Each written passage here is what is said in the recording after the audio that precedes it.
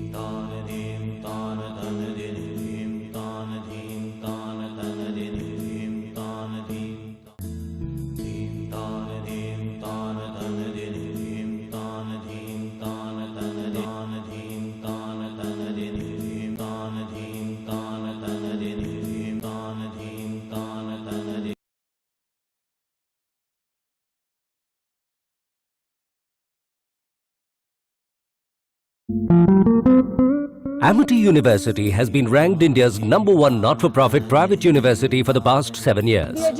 Amity has also joined by our dean in a couple of minutes.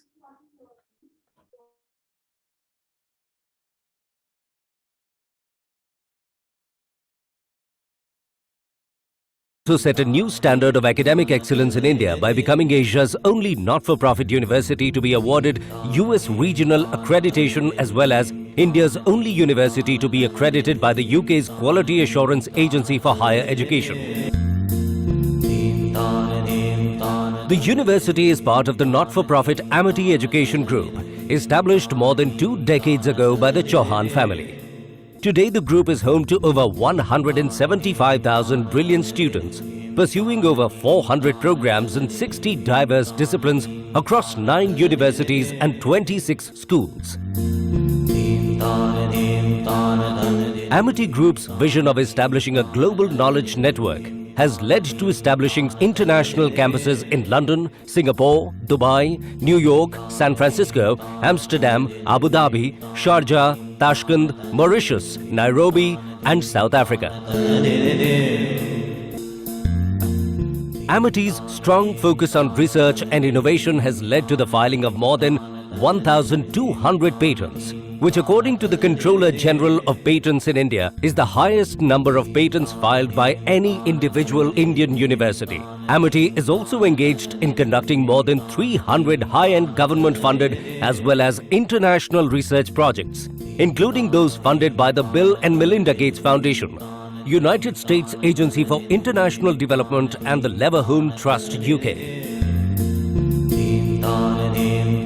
In the field of management, the university has developed more than 2,500 case studies in recent years that have been bought in 106 countries by over 2,300 leading institutions and organizations. The university has also pioneered the concept of industry-led institutions, where leading organizations such as the multinational conglomerate Tata, the UK's Royal Institution of Chartered Surveyors, and the Confederation of Indian Industry (CII) have set up institutions in partnership with Amity on campus. Attracting some of the most brilliant students, Amity has instituted India's largest private scholarship programs, benefiting over 25,000 students. These students are blazing a trail of success, having filed over 100 patents and published 1,500 Scopus-indexed research papers. It has also awarded over 2,000 PhD fellowships to brilliant researchers to carry out path-breaking research in thrust areas that will impact the development of the country. The award-winning Innovation Incubator on campus has nurtured more than 100 companies and attracted investments of over $40 million. The campus also has many high-end research centers, including ones set up with Nobel laureates.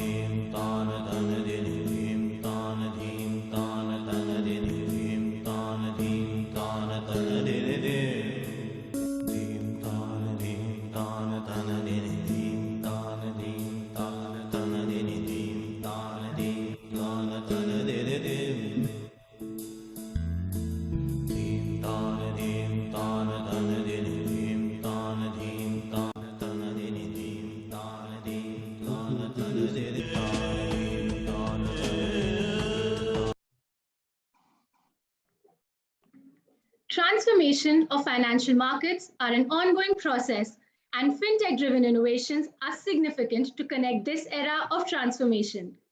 Linking technology to bring scalability and quick access to data, firms have an unparalleled opportunity to take the financial services industry forward in entirely new ways. Good morning to our esteemed dignitaries, speakers, professors, and fellow students.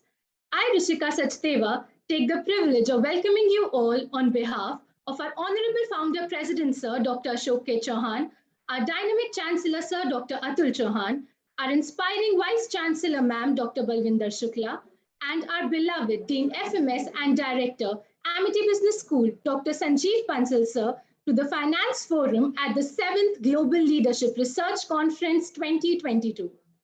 The theme for this year is Leading in the New Reality, Insights into Actions.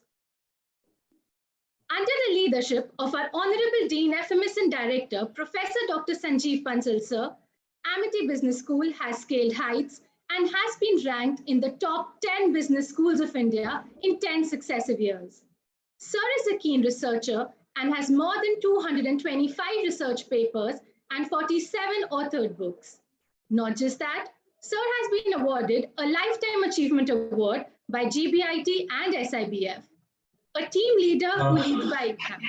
Rishika, thank you so very much. I know our guest of the day, he has some other appointments and he has very limited time. Friends, thank you so very much. I just wish that I should be worthy of all the good things which Rishika has said about me. Rishika, thank you so very much. With your permission, can I go ahead?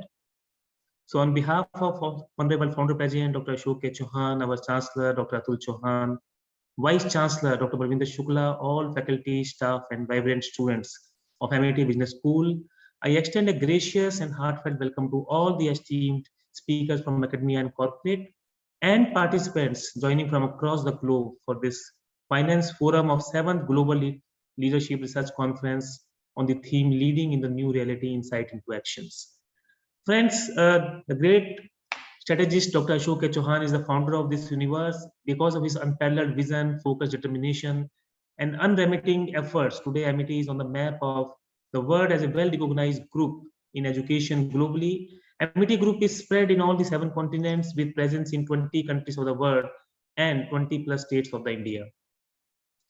MIT Business School, the school which I am heading now, is the first school of higher education established in 1995, and University of Uttar Pradesh came into existence in 2005. And today we have 11 universities in 11 states of India. This is 17th version of our leadership conference, reinvented as Global Leadership Research Conference in 2016. We all have been witnessing this unprecedented pandemic for 25 plus months now. The global pandemic has led to major repositioning and major repricing global financial markets. The financial sector has sought to positively contributing to sustainable development through innovative products and services.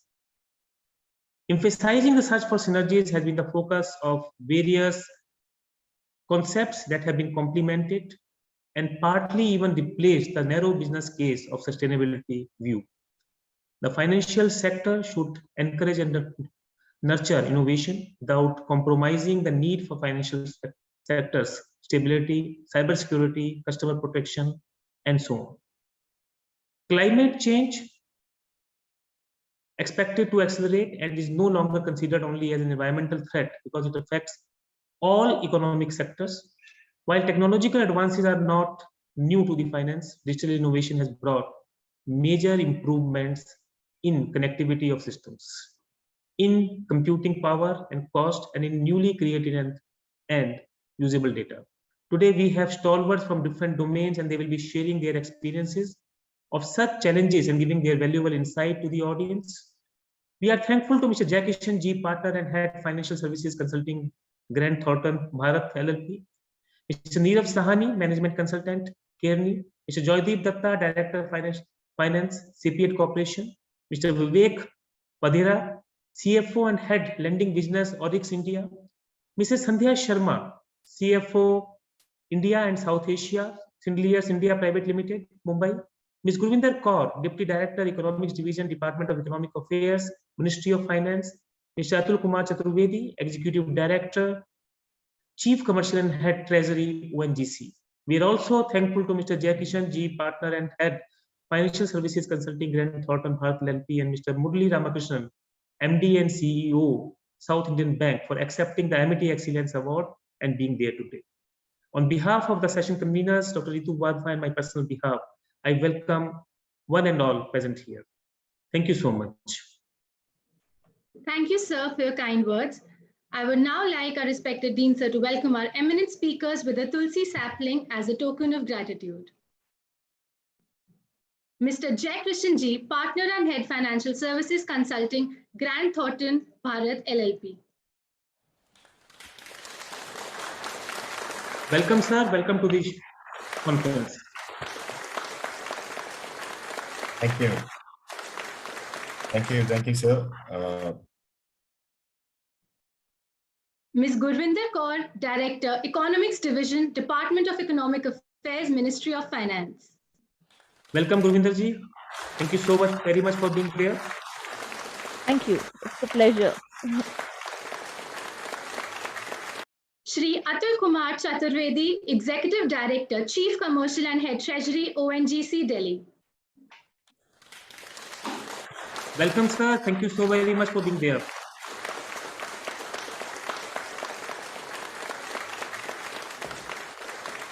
Mr. Neerav Sahani, Management Consultant, Kearney.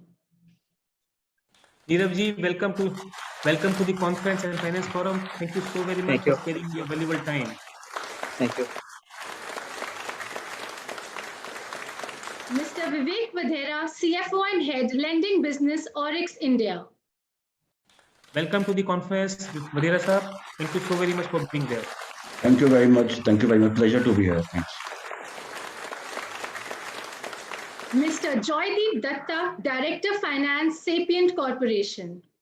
Joydeep Ji, thank you so very much. We have a long-lasting relationship with Sapient. Thank you so very much for being there. Thank you, Dr. Bansal. My pleasure. Mrs. Sandhya Sharma, CFO, India and South Asia, Shlinda India Private Limited, Mumbai. Sandhya Ji, welcome to the conference. Thank you so very much. Thank you. Pleasure. Thank you, sir. One more thing, friends, I would like to inform all the attendees over here, all the panelists, that yesterday was the first day when our colleges restarted, and we are having now all the students first time in the campus after wait of 24 long months. So today this program is being witnessed by plenty of students who are sitting in 2 auditoriums and seminar hall, and this program is also live on YouTube also.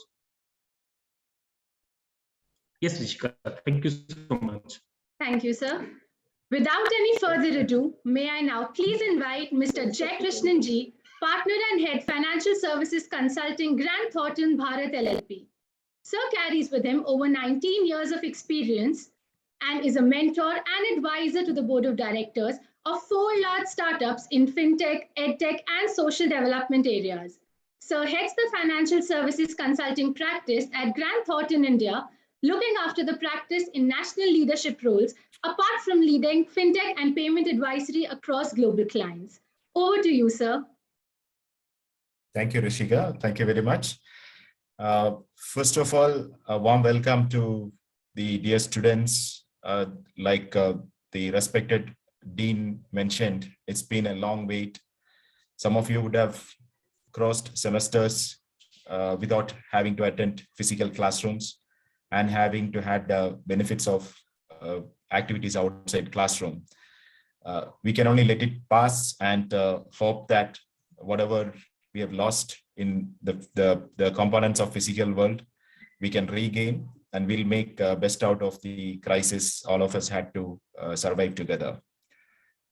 Very delighted, pleased, and thankful, being humbled for having me here. Amity for me has been an organization that I look up to right since I've heard this name first, but that was when I think I was doing my CA a long time back. But since then, Amity had come a long way. I've been watching this institution with a lot of interest, not just the academics, also the presence and the costs and the projects that Amity picks up, the effort the institution puts up to be part of the ecosystem and contribute its way. I appreciate all that, and a big hand goes out to the leadership of Amity, respected faculty out there, and also to make all this happen, active participation from the students.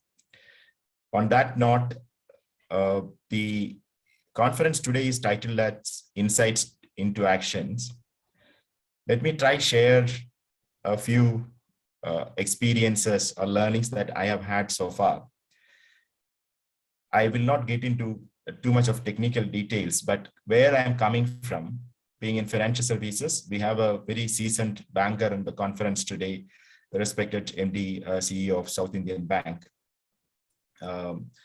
Banking in particular has been going through a lot of challenges, I would say, also at the same time opportunities over the last 24 months.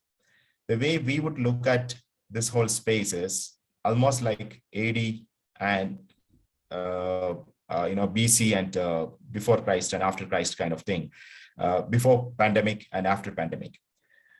The ways of working has changed substantially. Targets as far as reaching out to customers, targets as far as inclusion, priority sector, the targets as far as digital penetration, all that had gone substantial changes. What was considered once as an aspiration has become a reality over the last 18 months. The biggest disruptor of this era, as many of them call COVID, had changed life for all. And in a way that has made it better for us, at least in banking and the financial services space. We now have many of the transactions in the past that needed a physical presence and branch or manual intervention going through without any manual intervention or limited manual intervention. We use data better. We use the ecosystem enablers, all the digital infrastructure the government had provided, the regulator had provided, nodal agencies provided, all of them are put to use. We have seen birth of new business models, new financial services business models in the sector. What had happened is all of a sudden, where we used to access finance from and how we used to access finance from has suddenly disappeared and has changed, because you basically couldn't walk into a branch, or you couldn't deposit a check, you couldn't go collect cash, you couldn't consume cash as a merchant.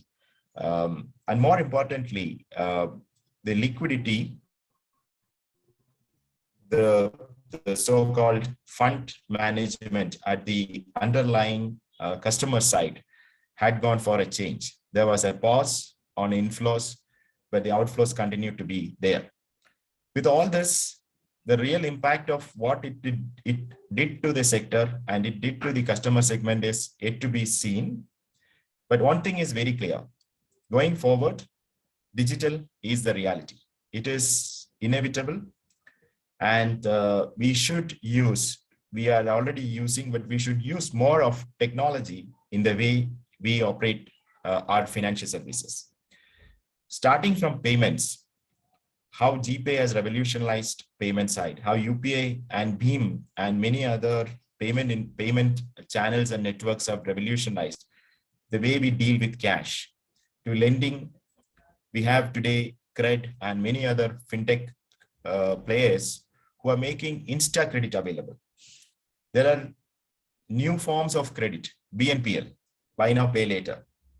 If you just look at buy now, pay later alone as a innovation in the financial services space, the historical habits of pay now, buy later to buy now, pay later is itself a transition that all of us had in our lifetime gone through. If you just go back to the genesis of e-commerce, there used to be a time when you have to pay in advance. Even before e-commerce, if you were to order by post only books and those kind of smaller value stuff used to come in VPP. But if you were to buy an electronic goods or something high value item, you had to essentially print a DD and post it and then wait for the delivery to happen. From there, e-commerce came in, order, pay, then again wait. Now we get then we had cash on delivery. So you deliver, you get the stuff in your hand, and then you pay. From there to now, you get the stuff, start using it, pay it at your ease, at your convenience, obviously in a structured manner. There are terms and conditions attached to it, which is again undergoing a lot of changes and disruptions. But see the way the whole consumption layer has changed by sheer utilization of technology and digital. How is this happening? Why is this happening? In fact, in the larger ecosystem, as students, this is my submission to all of you.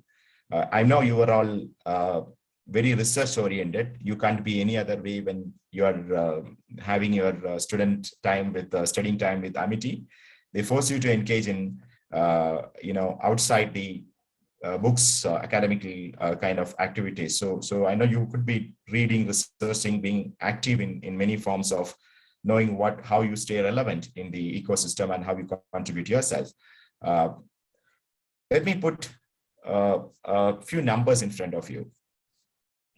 I think if you take our country, India, this is fact. Numbers could be here and there, slightly different, but I think it took about 63 years for India to touch the first 1 trillion economy scale post-independence, right? Post-independence, since we started governing and managing ourselves, it took almost 63 years for the independent India to touch a 1 trillion economy scale.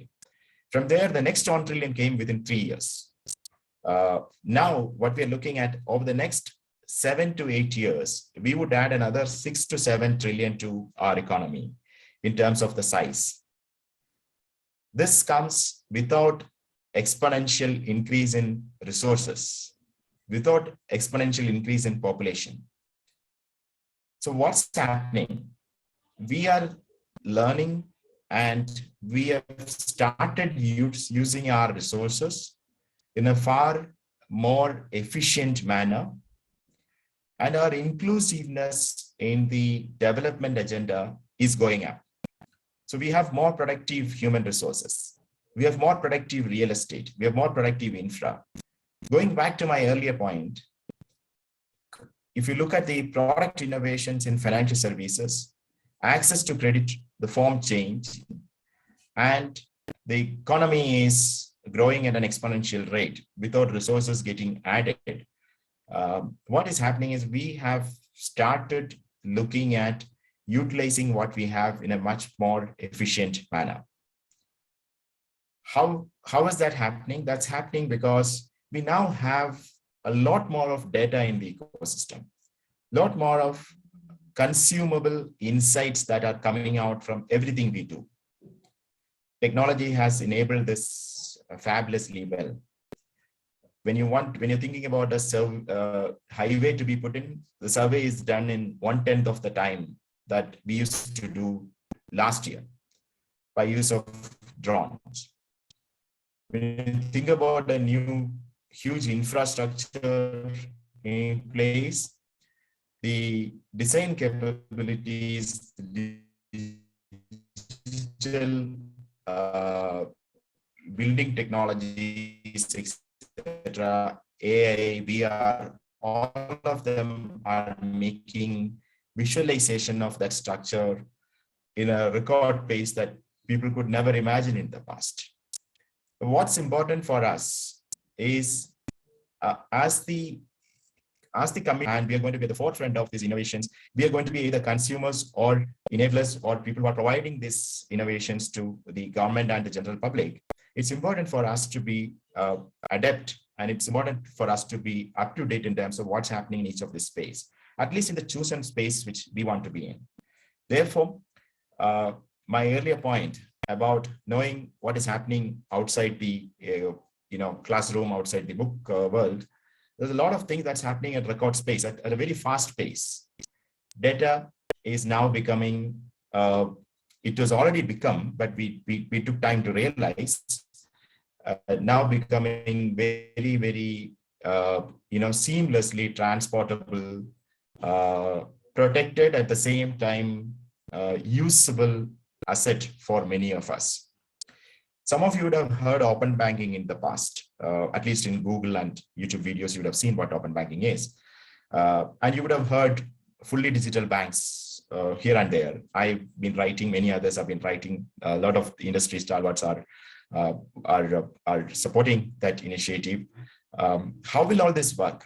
This will work because if you look at financial services, there is a layer of identification, authentication, and then the transaction reconciliation and settlement and so on and so forth.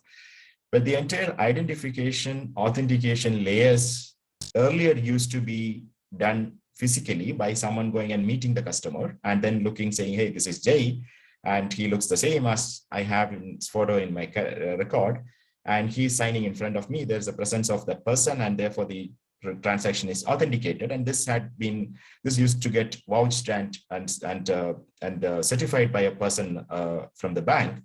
Now we have, video KYCs, we have digital footprint, we have maps enabled, longitude, latitude kind of records, etc., that can flawlessly prove a person's presence and his own authentication of a transaction. So you really don't have to put a human in front of the customer to make the transactions approved and authenticated. Again, done through using data and fitting the right pipes in the right places, putting the right checks and balances in the right places, and then converting all of this into insights that the system is able to use, and then the transactions go through, right? Going back to my earlier example of BNPL, what is next? Credit is poised to become a utility. It is poised to become a function of your potential to earn. If you look at over a period of time, how the total credit that Indian banking institutions, or globally also, have been giving over a period of time changed from secured to unsecured. A few years back, almost about 10-15 years back, if you were to get any credit facility from a bank, you had to prove that you have collateral, you have supporting asset mechanism, some guarantee mechanism, etc., so that the bank is sure about the risk it is taking, right? There's some fallback mechanism for the bank to leverage on in case if the credit goes bad. From there, all these credit decisions have moved to end use and potential income earning capacity. And it is fairly well established now that if you have a viable project and verifiable cash flows, verifiable potential of your revenue and your debt service capability, banks and institutions are willing to fund you, both in form of equity and in form of debt and in form of any other deferred type of funding that is needed. Funding is not the biggest worry for any promising startup or entrepreneurs or even an existing enterprise. That's not the challenge. The challenge is about taking the fund at the right terms and then putting that to the right use and then monitoring and then doing it again and again and then growing. So most of the tech investments and the innovations from the people who are working in this industry is directed towards that side.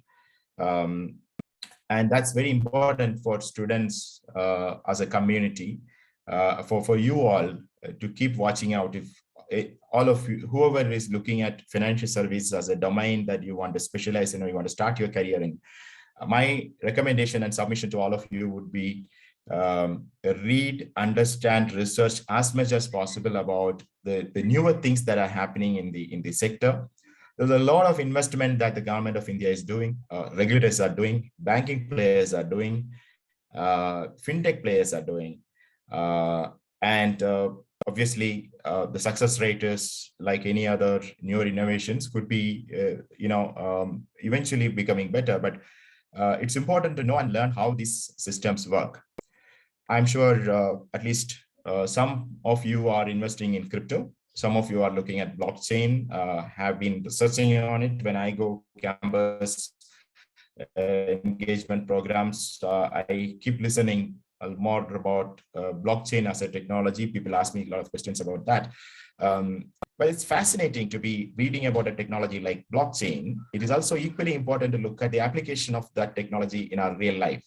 Where is it getting impacted? And that's where each of you can contribute meaningfully to the changes that is happening in the ecosystem. While I said we have grown from 1 trillion to 3 trillion in a record time, and we will grow to a 6 trillion to 7 trillion in another record time, near future, and it obviously gives you all a lot of opportunity.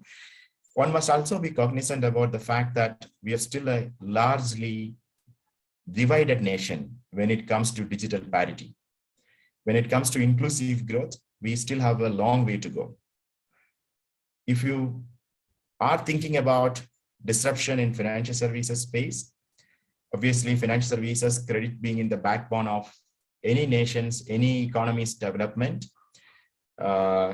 you should also be thinking about saying that with all the credit, with all the subsidies, with all the schemes, with all the promotions that are happening around me, why are we still seeing people on streets? Why are we still seeing kids on the streets of Delhi or any other cities you go? Why are we seeing a street vendor struggling to meet his daily cash requirements? Why are we still seeing loan sharks and other exploiting elements in the ecosystem who are charging exorbitant rates and still thriving?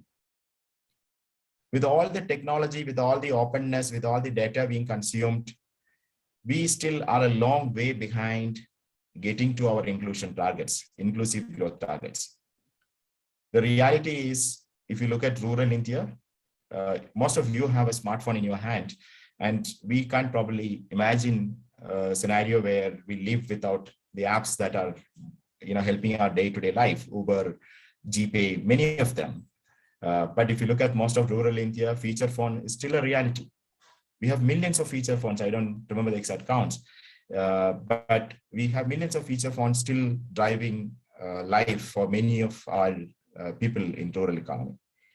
We have only less than 30% of smartphone penetration. Will this 30% become 100% over a period of time? I think it's not a possibility, because it's also a reality that smartphones are expensive and it needs data connection, it needs connectivity and many other infrastructure elements to come in and make it work.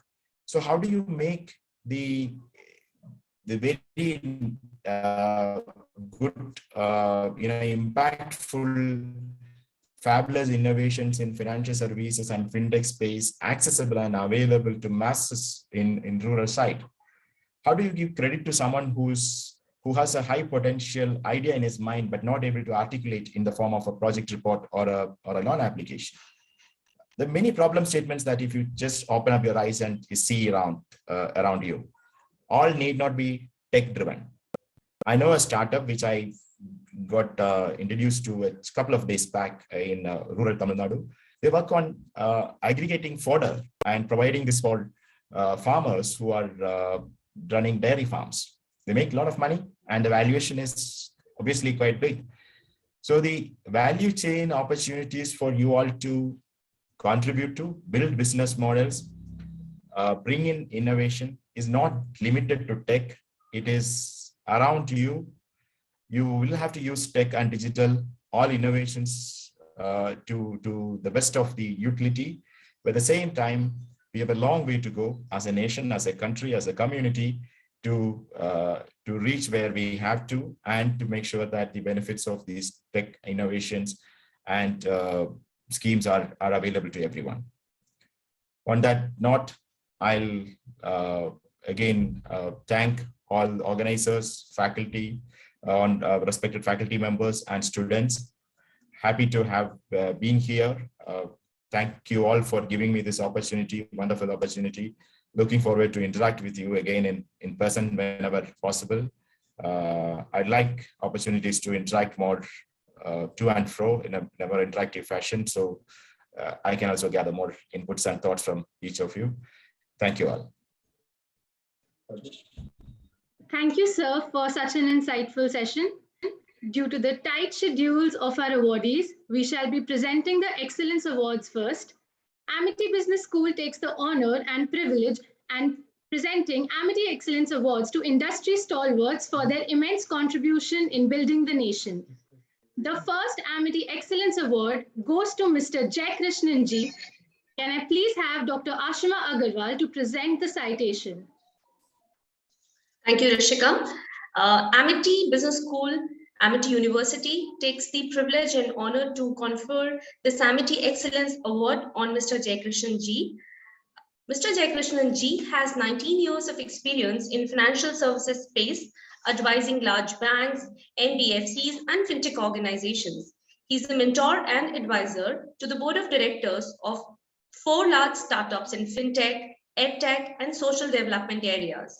He heads the financial services consulting practice at Grant Thornton, India, where he looks after the practice in national leadership role, apart from leading fintech and payment advisory across global clients. He's also the founding member of Inclusive India Economic Forum, a platform where India's policymakers and business leaders meet and formulate plans to accelerate India's inclusive growth. He's the board of member of SIMS, a medical college in the rural area, with focus on providing affordable healthcare and promoting medical education. He's also the director of Vishwa Shanti Development Foundation, which is one of the prominent NGOs working for the upliftment of students from tribal areas. He has been instrumental in establishment of 3 small finance banks and 1 payment bank in India. He's also a board member and trustee for proposed International School of Advaita Philosophy, Sringeri. He has written several thought leadership and regular columns in the Economic Times and Financial Express. Thank you, sir. Thank you, ma'am. I would like to invite Professor Dr. Sanjeev Bansal, sir, to confer the Amity Excellence Award to Mr. Jai Krishnan ji.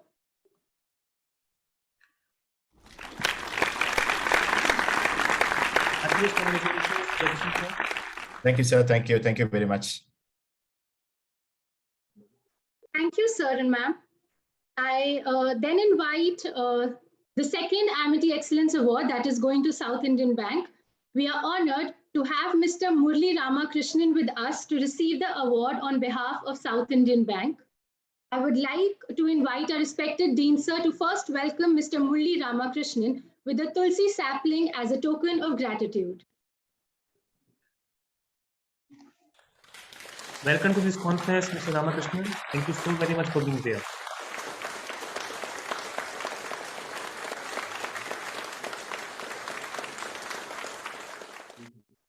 May I invite Ms. Kritika Das Gupta ma'am to present the citation.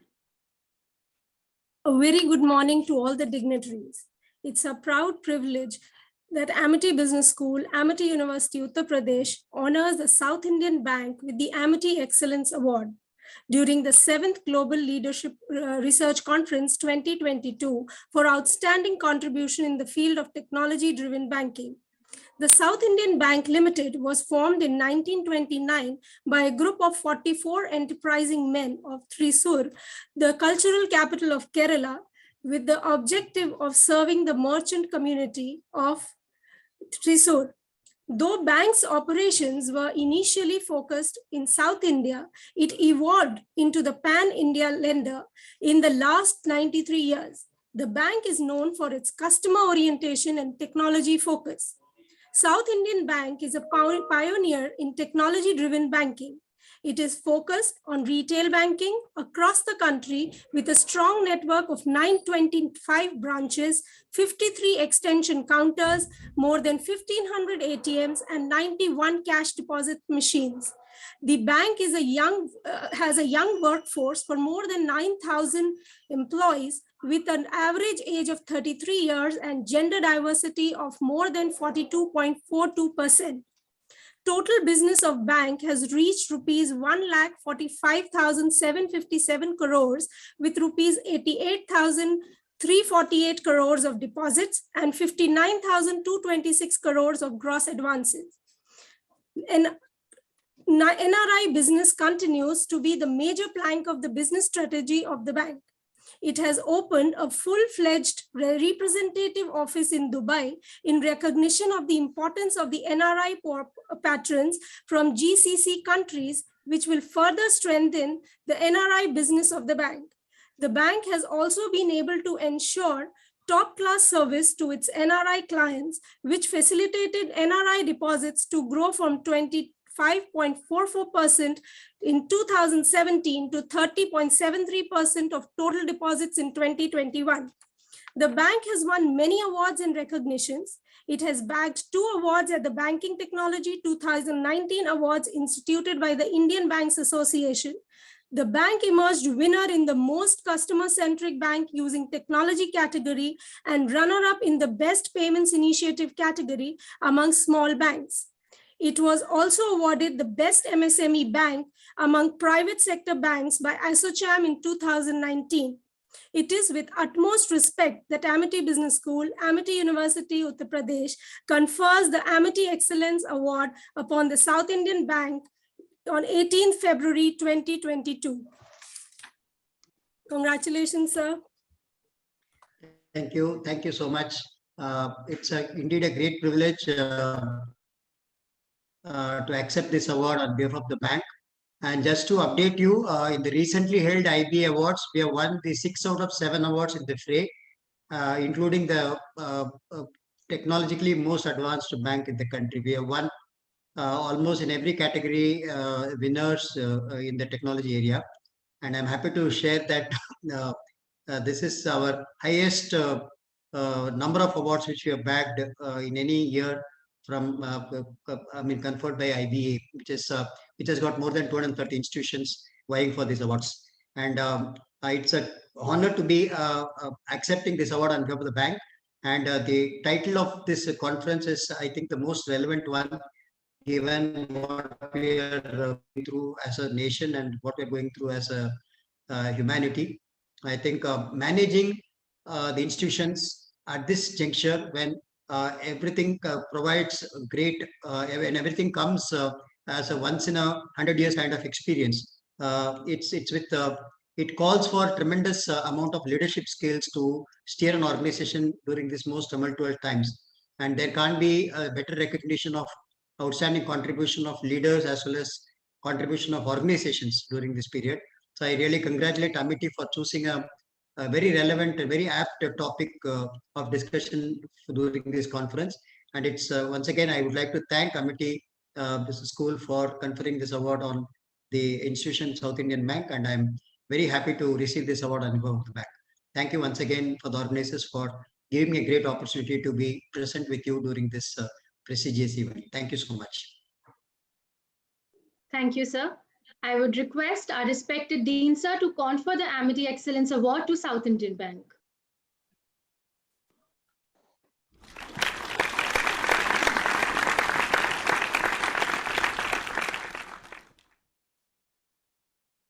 Thank you, sir.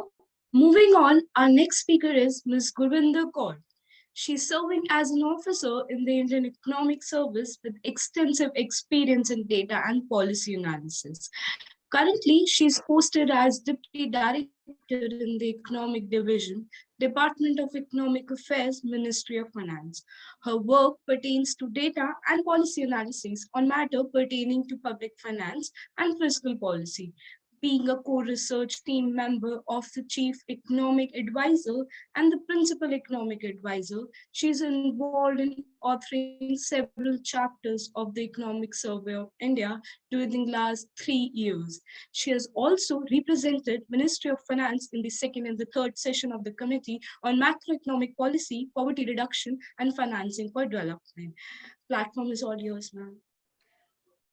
Before that, I would like to say something, Gurvinderji, on a lighter note. I think the name has something to do with finance. Incidentally, our finance officer's name is also Gurvinder Kaur. So some commonality is there. I think when we go through the presentation, this is a different perspective, but the presentation is also going to give a different perspective to the finance theme of the session today. I would just share my screen.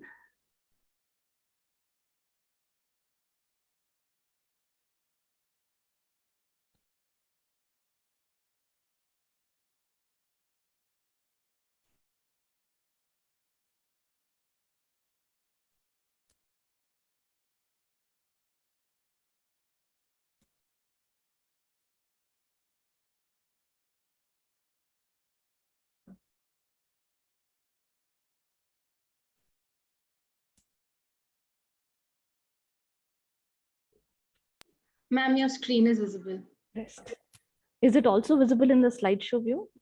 No, ma'am, not yet in the slideshow mode. So we can just go ahead with it like this. Okay, a very good morning to all of you. Thank you, Amity University, Amity Business School, Director Dr. Sanjeev Bansal for such a warm welcome. And it's a pleasure to be among students. And I'm so happy to see students back to college. It was such a big missing thing that in the whole system, the education sector being impacted the maximum, and it's going to have compounding effect for the years to come. But hopefully we are going to overcome this by being back to college.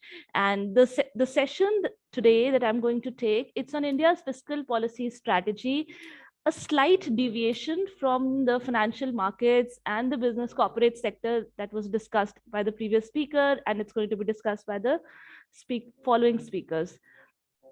So let me just link it that India's fiscal policy has it's like an enabler, and it has a very big role to play for the other sectors of the economy, like the financial sector, the corporate sector, the industries to function in a smooth manner. And let me take you through the key features of the government finances and fiscal policy strategy that have emerged in the last couple of years during the pandemic. We see that the government has adopted a counter-cyclical fiscal policy, which okay, just let me take a few minutes to explain this. A counter-cyclical fiscal policy means, so we would have learned in our macro classes that from national income perspective, income can be written as C plus I plus G plus NX. And in a crisis, when we know that C, I, and NX are deeply impacted, the government has to get into the system, come to the forefront, and take the lead, increase the G, that is the government spending. That is what we mean by counter-cyclical fiscal policy. In times of crisis, government comes forward, takes the lead, and increases spending, which further has multiplier effects on the C and I of the system. So it is going to have multiplier effects, and the private sector investment would crowd in, and the economy would start up again. So this is the counter-cyclical fiscal policy which the government adopted. The policy had a very iterative, and it had a very feedback based response, and the presentation would primarily deal with the feedback nature of the policy response that the government had. And obviously we see that in the last two budgets, the transparency has increased in the budget estimates, and this is an important aspect of the government finances. The presentation that we're going to go through now is going to be broadly on India's unique policy response, that is the use of barbell strategy while taking fiscal policy decisions during the last 2 years. Now, what is barbell strategy? Barbell strategy is a very common term used in finance sector. How it was used in government finances, public finances, that we're going to see. Barbell strategy means you're going to hedge for the worst outcomes, and then go as you go, update the information that comes up, and then respond and adapt and respond to the evolving situation. So the government also used this strategy by hedging against the worst outcome to start with, the worst possible outcome to start with, and then having a feedback-based responsive policy as the situation evolved, because amidst uncertainty, so back in March 2020, when the pandemic had just started, we were just getting to know what COVID is all about in India. uh, there was so much uncertainty. We just knew that there is something mysterious happening in Wuhan, and the city is locked up, and we don't know what's happening in there.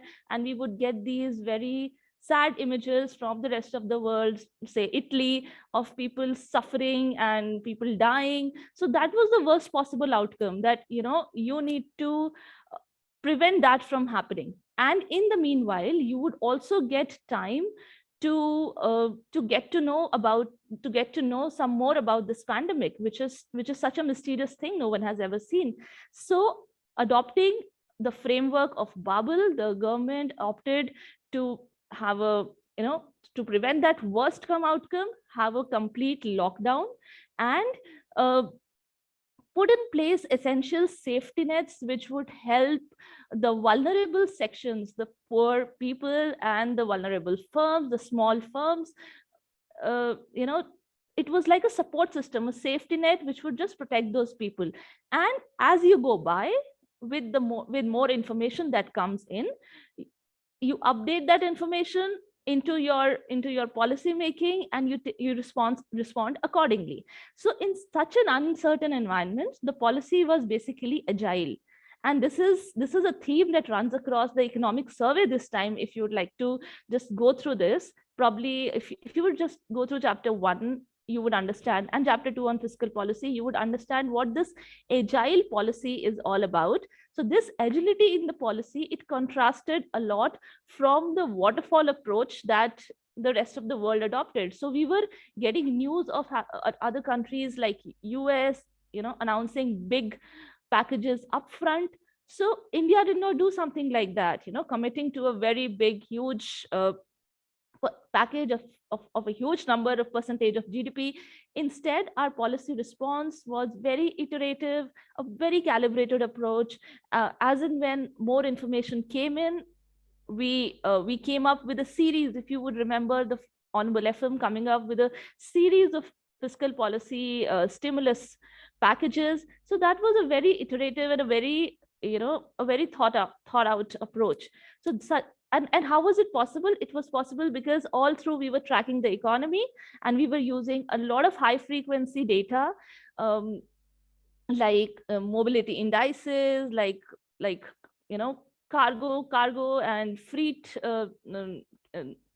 and e-way bill, like for example, GST collection would come every month, and these were some indicators which would tell you that how the economy is progressing as we are removing the restrictions of mobility and health. And as the economy progressed, whatever was suitable at that point in time, the government came out with packages which were required. And also a very strong support on the supply side, as the previous speaker just spoke about, that there are a lot of technology oriented sectors where private sector is venturing out. Drones he spoke about, and space sector. So these are some sectors which the government has enabled by opening up of these sectors in the last year. And this would in turn result in the efficient utilization of resources, which he was talking about. A lot of process reforms have been introduced, such as the voluntary liquidation thing being simplified, and the government procurement, the GEM portal that we have for government procurement of goods and services. And a lot of reforms last year were introduced for works and consultancy services procurement also. So on that side, there were a lot of supply side measures also put in by the government, which would strengthen this policy response. However, our presentation would deal with the fiscal policy response, the agility in the fiscal policy response by the government. If we see from March 2020, there were a series of packages, as I said, that were introduced. You see, March 2020, the focus was on food and livelihood, protection of food and livelihood. And we had the biggest food program in the world, catering to more than 80 crore beneficiaries. And as you progressed in May, June, we see that more of, again, see, the economy was on, when the brakes are on, there's no need to press the accelerator. So economy was in lockdown. The government was focusing on more of the, as I said, safety net and the social security, security aspect. So you see that not much was done on demand boosting, but as the economy opened in October, November, the focus shifted again to investment and consumption boosting measures. This change in fiscal policy, which focused on the safety nets in the first place, and then as you progress, it focused more on demand boosting, demand revival in the economy, and you see the same thing happening this year as well.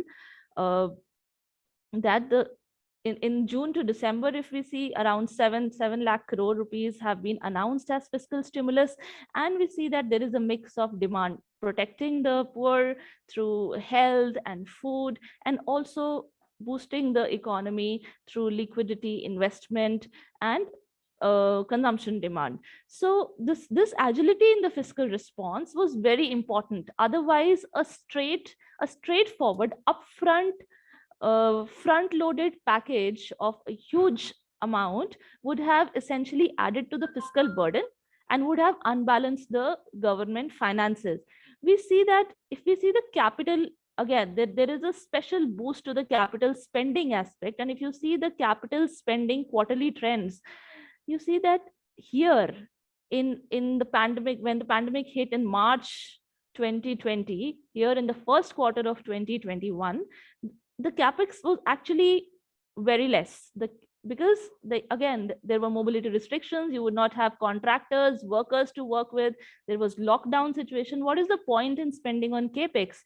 But as the economy opened up, we see that the boost to capex in the third and fourth quarter of FY21, and again we see this year again the capex boost has continued, and we in the recent budget also the capital expenditure has increased by an enormous amount. So we see that the fiscal policy had the flexibility of adapting to an evolving situation, and this was a very, very important aspect of the fiscal policy response of the government of India. So when I was talking about the barbell strategy, one leg is having an iterative feedback-based policy response, which I just spoke about. The other leg is hedging against the worst by having dedicated cushion safety nets in place. And how did we do that? If you see the expenditure on social services by general government, here it has increased from 13.65 to 2009 in 2019-20 to 16.34.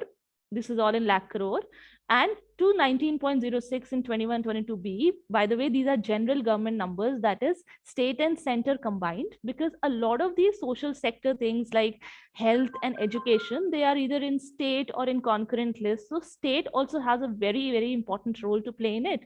And we see in the last 2 years around in the range of 15 to 20% increase every year in the expenditure on social services. Oh, okay, we took care of food through the largest food program, the Pradhan Mantri Ann Yojana by the government. We also took care of the housing aspect. If you see PMAY, Housing for All scheme, you see in the urban sector, more than 50 lakh houses have been constructed, they have been completed. And in the Grameen rural sector, more than 1.5 crore houses have been completed. And see, just look at the quality of houses that is there. It's a major improvement over the kind of places where these people used to live in earlier. Going on to the drinking water, there has been massive improvement in the tap connections all over India. And if you see especially UP and Bihar, this side of India, there is such a big improvement. These were all having in the range of 0 to 10% in 2019. And in 2.5 years, we see almost whole of India as blue. this has been continued. This emphasis on safety nets has been continued in the budget this year, and we see the budget outlays on major social sector schemes increase during in the just released budget. How would this be financed? Again, though the presentation doesn't talk about it, I basically wanted to focus on the agile fiscal policy and also a fiscal policy that would ensure safety nets, all in a bubble strategy policy response by the government to COVID. And but here I would just briefly mention about the financing of the investment that was announced in the budget 2022, the PM Gati Shakti. So the idea is that how would you finance, as I told you, a counter-cyclical fiscal policy wherein the government comes in and government invests in the system, government comes up with a capex push. This would in turn have a very strong multiplier effect in the economy. As a result, the incomes would come up, and the private investment would also crowd in, and we would also get tax revenues in the times to come. So that is the financing strategy that the government has on one side, and also boosting the capex. So this capex by the government, central government, has increased, but also putting in incentives for the state governments also to push in the capex, the capital expenditure. So this is the investment strategy that the government has, and this was it. It was a pleasure to interact with you guys. I really wish that it was a two-way interaction and I could have some questions and probably some feedback on this, but never mind. I would leave it for the next time. I hope you guys learned something about how the government thinks about, as a policy maker's view on how the government finances are thought about. What is the philosophy when you are, say, for example, announcing a stimulus or probably preparing a budget. Thank you so much. Thank you, ma'am, for such a wonderful session. May I now please invite Shri Atul Kumar Chaturvedi, sir. Before that, can I request Gurvinder Kaur, ma'am? Yes, ma'am, your screen is unshared. Thank you so much. Shri Atul Kumar Chaturvedi, sir, is a fellow member of the Institute of Chartered Accountants of India. He is presently employed as Executive Director with Oil and Natural Gas Corporation Limited, ONGC, leading the commercial and treasury functions. Shri Chaturvedi has over 35 years experience in wide spectrum of finance function covering treasury, taxation, accounts, commercial matters, business acquisitions, and projects in India as well as abroad. He has rich experience of raising finances for the various oil and gas projects from domestic as well as international sources. Over to you, sir.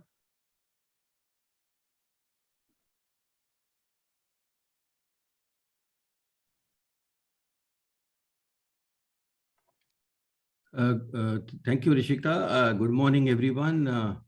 It's indeed an honor to be part of this 7th Global Leadership Research Conference with distinguished speakers and distinguished people participating from business, academics, government, and research agencies. Can we go to the next slide, please? Yes. Before going forward, I'll just say that the business reality is multidimensional. People see reality differently depending on their perspectives and where they are located and what is their focus area at a certain point of time. I was reading a newspaper report, Delhi University is open and the students are happy because they're back in the campus. For them, the reality is different. And I also read a report that says that the tea stall owners outside the campus are extremely happy because now they will have business back on their hands. So the reality depends what's your focus area. And reality is constantly evolving. The same newspaper publishes 2 reports. I was reading Economic Times. First news item says, rupee appreciated because Russia-Ukraine sanctions are coming off. And the same newspaper publishes just the next column, crude oil prices have went up because Russia-Ukraine tensions remain high. So the same day, same situation, same set of facts, 2 markets interpreting the facts differently. So this is the world we live in. This is the kind of volatility we see. This is the kind of complexity we see. So in this brief 10 minutes, 15 minutes interaction with you, I would like to tackle three things. One, how we in ONGC dealt with the pandemic, which was a black swan event. Second, some color on how the oil and gas markets are looking globally and what that means for people in India, and what messages are there for the people in the finance business, particularly the CFOs. And also the last point, what could be the key action points as we go forward to deal with this emerging reality. Next slide, please. ONGC is the, as some of you might know, is the largest oil and gas company dealing with exploration and production of oil and gas in the country. Majority of oil and gas in the country has to be imported because we are not having a significant amount of oil and gas in the country. And therefore, when this black swan event, this completely unpredictable, severe event hit us, it took everybody by a surprise, and everybody will agree that this was something that was throwing up new challenges on a daily basis, which are unprecedented for our times. Last 100 years, we have not seen a pandemic. And in fact, some generations, my father passed away without seeing a pandemic in his lifetime. So the only thing we could do in such situation was to prioritize two things. First, we put people first. We had to ensure that our people, our stakeholders, our employees, they are safe. But at the same time, we cannot stop operations, because if you start producing oil and gas, the country comes to a halt completely. So in this background, we adopted systems and processes for the new normal, our support the nation's fight, and comply with all the government guidelines at the same time. In fact, before the lockdown started, we started preparing for dealing with the virus situation. We set up quarantine facilities, thermal scanning, sanitization, all these things were started. Physical gatherings were suspended so that we do not see this virus expansion. But nobody, in fact, nobody had thought that this will take such a color. The general perception was that we are doing it to prepare, but probably this will also go away like a swine flu. It will hit Southeast Asia and probably will not have much of an impact here. But we were wrong. I think most people were wrong in assessing that. But therefore, when the situation got worse and a lockdown got announced, we set up 24/7 help desk. We set up SOPs. We had continuous engagements with all our vendors and stakeholders. We moved to virtual meeting platforms. In fact, the whole country and the whole world moved to virtual meeting platforms. And what a move it has been. We have not gone back to physical travel after that. We also separated critical and non-critical operations, meaning thereby, if you realize this oil and gas drilling has to be carried out deep water and into far-flung areas, and this requires presence of people. This requires continuous services to be there. So we separated critical and non-critical drilling to somehow carry out what was critical and to suspend what was non-critical. But in spite of that, we had to have people in the jungles and in the far away, deeper in the offshore areas. So we actually ran out an operation called Operation Nista, by which we moved people from offshore and sent them back after 50, 60 days against a normal of 14 days. So that's how it worked. We moved to a new way of working, virtual meetings. We changed our training calendar. This is interesting for academics. In fact, I believe MIT must have also moved to this model. The entire training calendar was moved to online training. So we carried out more than 600 trainings on an online basis, and we restricted travel to operational needs only. We have prepared during this pandemic for the future, and all this change was required. We moved to digital infrastructure, and our ERP system have been upgraded. They continue to be upgraded. And we are investing into reskilling, capacity building, and leadership development. But one thing interesting that I want to share from a government organization point of view, many of you would have an impression that in government organizations, there is a thing called files which move from table to table, and sometimes they don't move at all. ONGC had actually invested in technology to move its decision on digital platform. In fact, 3 years before the pandemic. So the result was that all the decisions that required to be taken were actually being taken on a digital platform even before the pandemic came. So any proposal that required decision of ONGC's board that was actually originating somewhere, say in south of India or in Western offshore or somewhere, that would move within seconds to corporate. Decisions will be taken by the executive committee members from their residences. They will be replied and the decision will go back in half an hour time, which is very, very different from a perception of how a government organization would otherwise function. Next, please.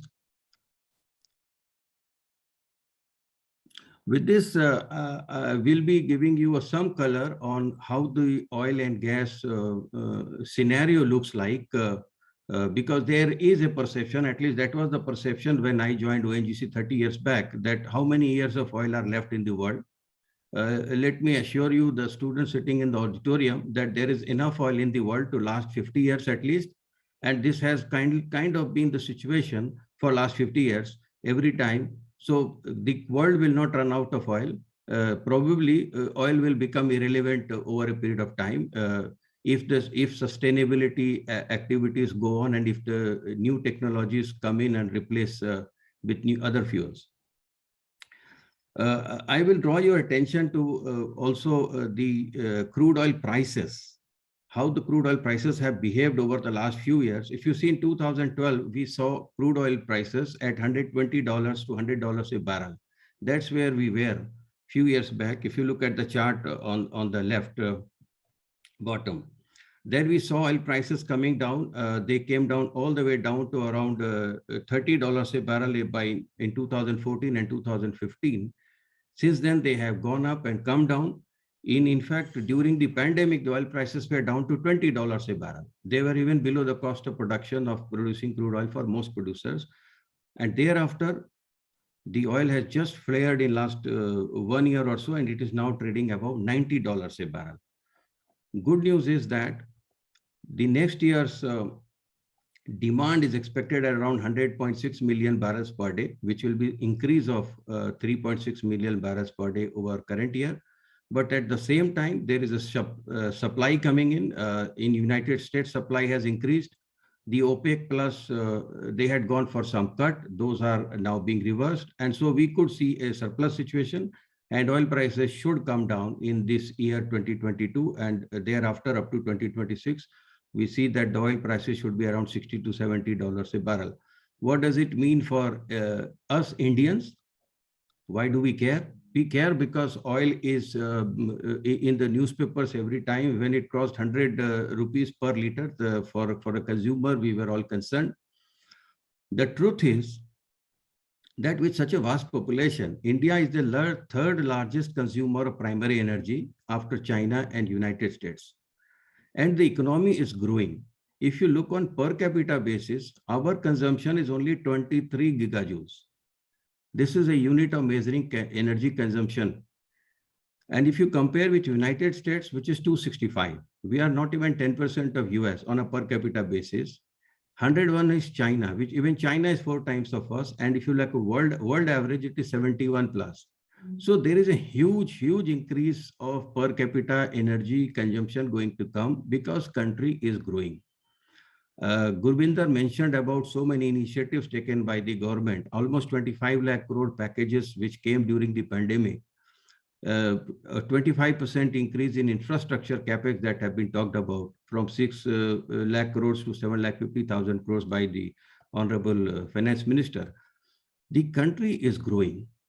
8 to 8.5% GDP growth is expected in financial year 23, and the country will keep growing. The future of the country is extremely bright. So this is a very bright future for all the students in the auditorium. But it also means we will have a huge increase in our energy consumption. We are the third largest consumer of oil after US and China. Unfortunately, country is not bestowed with a lot of crude oil reserves, and therefore we have just 0.3% share of the crude oil reserves in the world. Look at 1/6 population of the world has only 0.3% share of the world oil reserves, and we produce 0.8%. So net result is the country imports 85% of the crude oil that it requires. Naturally, when the prices of the crude oil go up, the price of imports in the country go up. This impacts three things. First, balance of payments is adversely affected. So our US dollar rupee exchange rate will move against us. This also means that the price of crude petrol and diesel and fuel goes up, and that means inflation. So this is how it concerns us. Next slide, please. There is another aspect. The twin of crude oil from energy markets is the natural gas. Today, those who are tracking the gas markets, they are reading in newspaper that LNG prices, liquefied natural gas prices, are now more than $32 per unit. The unit is measured in million British thermal units globally. In fact, India is importing on a spot basis gas at $31 per million British thermal units. By way of pure comparison, in Delhi, the CNG price retail is $14 per MMBTU, and probably the piped natural gas price is around $11 per MMBTU. So it is actually 1/3 of, less than half of what is the spot price of LNG in the world. And that is probably because government is subsidizing part of it through mix of domestic gas and through long-term contracts. The good news is that prices should moderate in coming months. More than 50% of our gas is imported, and the government is aiming to increase the share of natural gas in primary energy from 6% to 15%. And this is all because of there is so much of pressure on the environment. Even if we ignore the pressure from the world, one thing is clear, that the country itself cannot afford to have a bad environment or bad climate. It is bad for the health and life of our own citizens. In Delhi, the air quality is so bad. So this is an imperative, not just for global reasons, but also for practical reasons. And world average is actually 24%. So what does it mean for the country? Currently, country use around 150 million cubic meters per day of natural gas. If this target has to be achieved, the demand will be 4 times. We don't have much of a reserve. So eventually, even if we take a lot of efforts, 75 to 80% of gas in the country will probably start getting imported in the next 5 to 10 years. And I put this because many of the people who are in the CFO roles and who are going to be in the management roles and who will be working in banks, some of you will be working in banks, studying the feasibility reports of projects. Please be very careful when you look at the projects involving natural gas. Supply will be available from the world, but the prices which are being factored in by the people for assessing or the feasibility of projects, they are highly unrealistic. And the net result is, I will give you just a case study on this. The natural gas-based power projects in our country, how they have mismanaged the situation for themselves and for the banks. There is almost 25,000 megawatt of gas-based power capacity in the country. Almost 6% of the country's power capacity is in the gas-based sector. All those projects have been established on the basis that there will be domestic gas production available at a concessional price or at a subsidized price, and so that they can produce the gas and sell the gas at a certain rate to the state electricity boards. Now, statelets themselves are in a difficult situation. We know that we have been seeing these stories on that. But the most important part is all these projects have assumed that when the gas supplies are assured to them or contracted with them, those gas supplies will actually be available. We saw a case, there is a deep water field in the eastern offshore of India, not operated by ONGC, but by a very, very large private sector party. Very, very well-known party in the country, probably the largest by market capitalization. So the gas got allocated. They started producing, faced technical challenges, and had to shut down production for almost 7 to 8 years' time. All the power projects who have invested lakhs of crores, they cannot produce because gas is not available or is not available at a certain price. So these kind of risks have to be very carefully understood. So any project which is coming, which is based on a certain assumption, that has to be questioned. Next slide, please. So in this whole background, there are some action points for CFOs in the evolving world. I will quickly run through them because I'm acutely conscious of the time pressures right now. First, investment outlook is extremely positive. Growth is picking up. Take investment decisions. The future of India is very, very bright. Revisit capital structure. If you have a large portion of your funding coming from short-term loans or based on your financial condition in the present market, please do not rely on that so much. Interest rates are moving up. In US, interest rates have moved up to 2% for 10-year treasury. Indian government paper is already 10 years paper is around 7% or so. Rates are moving up. If you have short-term loans, please convert them into long-term to the extent possible, or at least have a fair or balanced portfolio. Third, technology and digital enablement. People who are going to come and speak after me, they are experts of technology and digital enablement. I will leave the floor to them, but I will just share one part of this technology angle. I was listening that LIC's 95% business is sourced using agents, and they pay around 22 to 23,000 crores annually by way of commission. By way of comparison, private insurers are using a lot of technology. So the net result is they'll be growing 15 to 20% per annum, and LIC's business will grow 11% per annum. So here is the difference. The differentiator, technology is now becoming differentiator between the company's growth and even probably survival at some point in time. There is another angle which has to do with environment, social, and governance. I will just take a few seconds on this.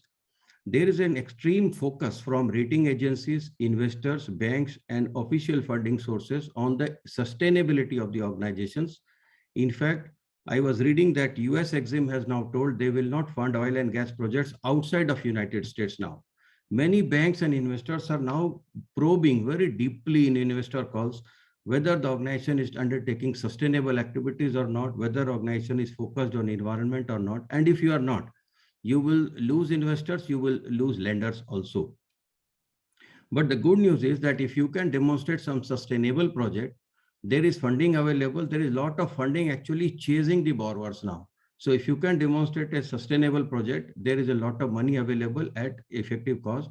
And if you are a CFO of a company where there is an opportunity to create a sustainable project, there is a lot of money available, including, for example, affordable housing.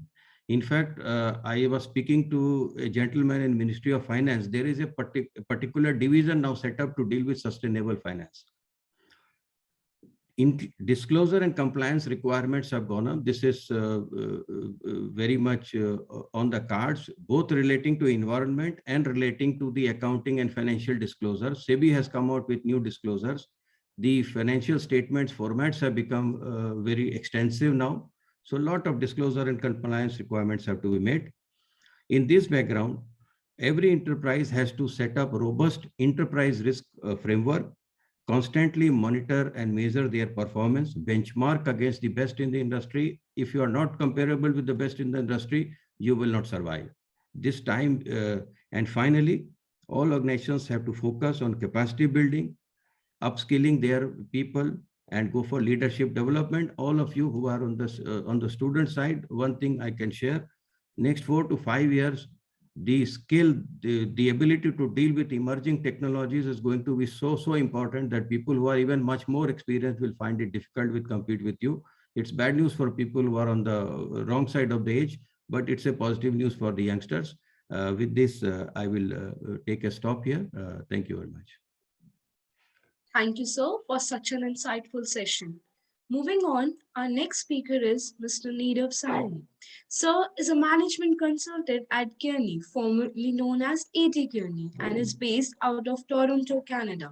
He focuses on strategy consulting projects, serving as an advisor to C-suite of Fortune 500 companies, primarily in telecom, media, and technology sector. His work focuses on topics around M&A, growth strategy, and transforming planning. Prior to this, Sir was working in the financial services at BMO Capital Market in their investment and corporate banking division. Adding to it, Sir is a co-author of two books, Compendium Management Cases from Emerging Market, London Diaries, Business and Management Perspective. We are delighted to have you, Sir. Over to you. Thank you. Thank you very much. First of all, it's a pleasure to be here. So thank you for the invitation. Given we're conscious of time, I'll try and keep it brief just to make sure that the conference is running with pace. So I think there were 2 or 3 main points that I wanted to sort of cover in this discussion. And some of it transcends from the previous talk, where just to give some context, in my current role as a consultant, we get the opportunity to help some of the senior leaders in the financial services industry solve some of the problems that they're facing. And given the theme of this conference that's focused on the financial sector, the CFO who leads the financial organization, some of the biggest challenges and the biggest agenda of their next 5 to 7 year plans that we've seen are around the topics of digital transformation, analytics, and exactly what the theme says, like turning insights into actions. So now one of the key themes that we explore whenever we essentially get into an opportunity or discussion like this on how can we convert insights into actions. I think there are a couple things that always need to be sort of taken into account, which from an outside external perspective always boils down to that data is all, which it is. But I think there are other multiple layers of follow-up work after data gathering that essentially need to come into play after those insights can actually be converted into actions. And essentially, when we look at it, there are 3 main buckets on how we can think about it. So the first piece is like, the data analytics, which is like the core fundamental setting up of how we can implement those actions. But to get to that stage, we first need to go a bit more into the analytics and the IT route. So essentially look at them from a technology mandate where what sort of analysis are you driving? If it's implementable to that specific organization or not. And what sort of either it can be statistic modeling or predictive analytics that you're using to essentially like drive change from that data. Then the third piece comes like a bit more into the technology visualization part on how you're essentially consolidating all the insights that you've formed, which will shape your go forward strategy and how things essentially moving forward are going to take place. Then we touch upon the people. Because one thing we have to realize is that most of the financial institutions, when we talk about like traditional banks, have been in existence for about 50 years, 75 years, 100 years. They're very fundamentally old, traditional, old school places. So when we try and come in and bring in new technological approaches that are data driven, it's very important to also think it from a cultural change and a people change management perspective, who really adopt and are open to like fully data-driven decisions versus some of the other old school traditional decision-making processes that were done before. And the last piece, when this all ties down, is just like a fundamental change in overall process of the way decision-making takes place at the top. And to make sure that it trickles down to not just like the top leadership, but like the rest of the organization as well. So when these 5 pieces like come together, is essentially like when we feel that data ends up creating value for an organization. Like in other words, essentially that's when the insight from the data that we sort of got like becomes into an action. And I think after these 5 steps is when actually the process gets completed. So that's in a nutshell of like what we observe primarily these days, right from a CFO agendas perspective. Some personal experiences, perhaps I'll try and take 2 topics. One from the M&A landscape, when we think of it more from a corporate mergers and acquisitions landscape, where the way some of the capital markets deals that used to be taking place were a bit more based on valuations that were assumption driven.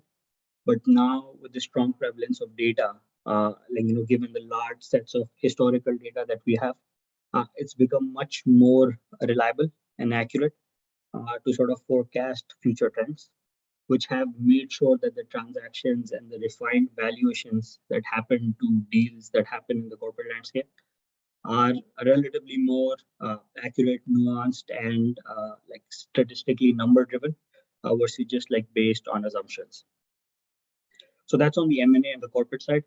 The second piece of banking and finance when we talk about, and I know some of our previous speakers have touched upon it, which is the commercial side, which is like the traditional retail and the commercial banking, which we people as like day-to-day use.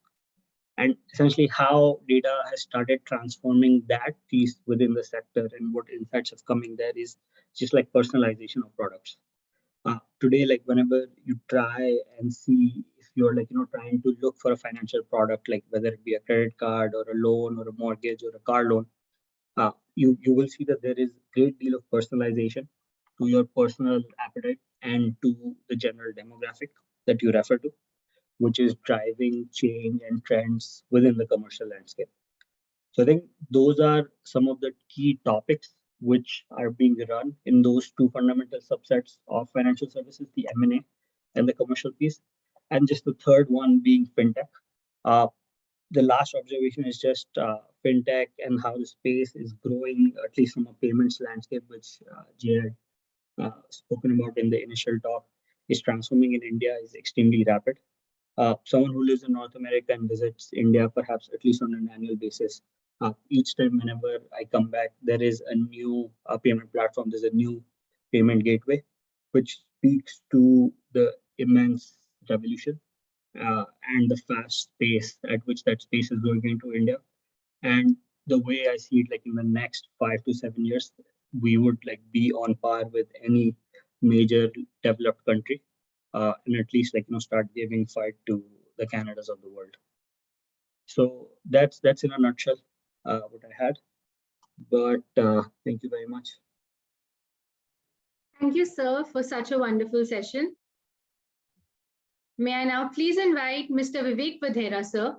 Sir is an alumnus of the prestigious Shri Ram College of Commerce, New Delhi, and a chartered accountant with 22 years of cross-functional experience as the group country CFO. He is currently the Group Chief Financial Officer with Oryx India. The role at Oryx includes fundraising, portfolio transactions, regulatory interface, M&A, risk management, investor relations, and launching and running of new lending businesses, besides the traditional CFO role of accounting, bookkeeping, and taxation. Prior to Oryx, Sir has worked with large global financial service companies like Citigroup and Barclays. Over to you, sir. Thank you very much, Rishika. Thanks a lot. I will just share my screen, and then I would just want to take you through the presentation that I have. Absolutely delighted to be here. I mean, this is the first time for me here, and some of the speakers that I've heard are absolutely awesome. So thank you for having me here. What I actually want to talk about today is, it is about the changing times. And I think that everybody who spoke before me and some of the people who will come after me, everybody spoke about how the times are changing. Definitely, definitely the pandemic has changed a lot, and the black swan events like that probably comes one in a century. But the kind of changes that I want to talk about are very different from that. So I have been into the financial services for almost 25 years now. And the quantum of changes that I have seen in the past, 5-7 years, I have not seen in the 20-25 years prior to that. And it's going to get bigger, it's going to get faster, and it definitely going to get much more influential from here. So we used to have the traditional banks who used to take care of all the loan payment kind of needs. It changed to the digital banking in the past 7, 8, 10 years. It has substantially changed to stuff like the payment wallets and the neobanks now. We used to have the dollars, pounds, rupees as the currency, and now everybody is talking about crypto. We used to have the large corporates, probably the large banks, the large companies. Everybody is talking about, so everybody is talking about the startups now. So there is a substantial change that has happened in, substantial change that has happened in the landscape. And that is not only restricted to financial services, that is actually not only restricted to the large corporates, that has touched all parts of our lives. The question is why? Why do we think there was a need of why was there a need of the wallets? Why was there a need of a Bitcoin or the cryptos? Why have why have the startups come into picture? One very large reason, I think that the large corporates have given away their space because of the rigidity of the thought process and the inertia to change. So what is a wallet doing today? A wallet is helping me making a payment that could have been done by a bank. The world has been talking about a global currency for so long that, so if I go to the US or the UK today, why do I need to take a fresh currency? The world has been talking about that there should be a global kind of currency. Since there was nothing happening on that account, there came the concept of crypto. And one can talk about whether that is legal, whether that is regulatory allowed, etc., etc. But probably a space was vacated, or probably a need was there, and the need was fulfilled by crypto.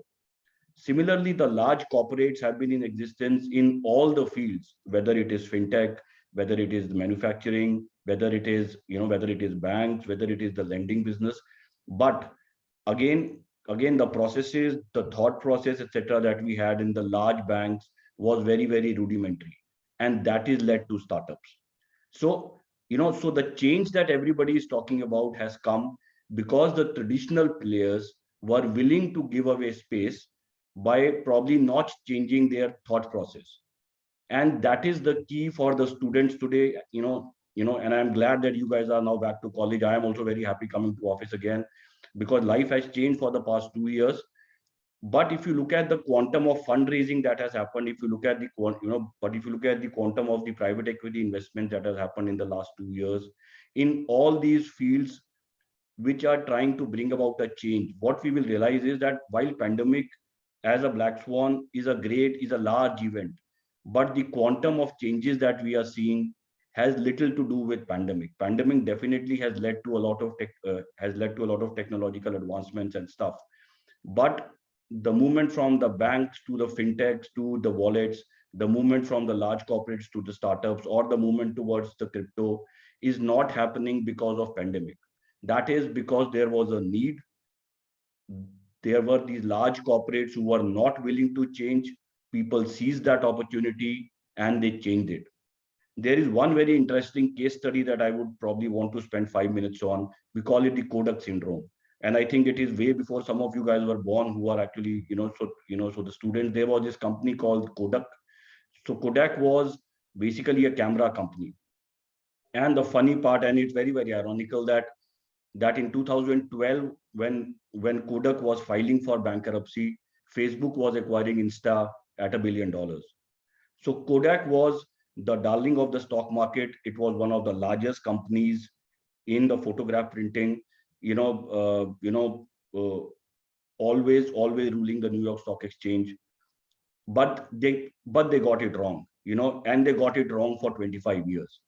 I don't know that how many of you are aware, but way back in 1975, one of the guys from this company, Kodak, had invented a digital camera, which was the starting point of the phone cameras and stuff.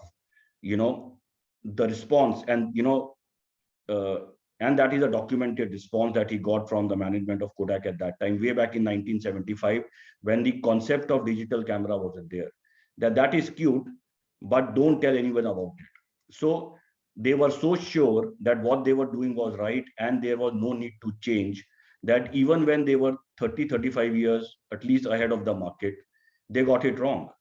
And then they gave away space over time to a lot of other companies, and then the phone cameras came into picture, and then the platforms came into picture. And you will find lots and lots of examples in the history like this. Obviously Nokia is one such, Nokia is one such example. Nokia was a very small company from a small country, Finland.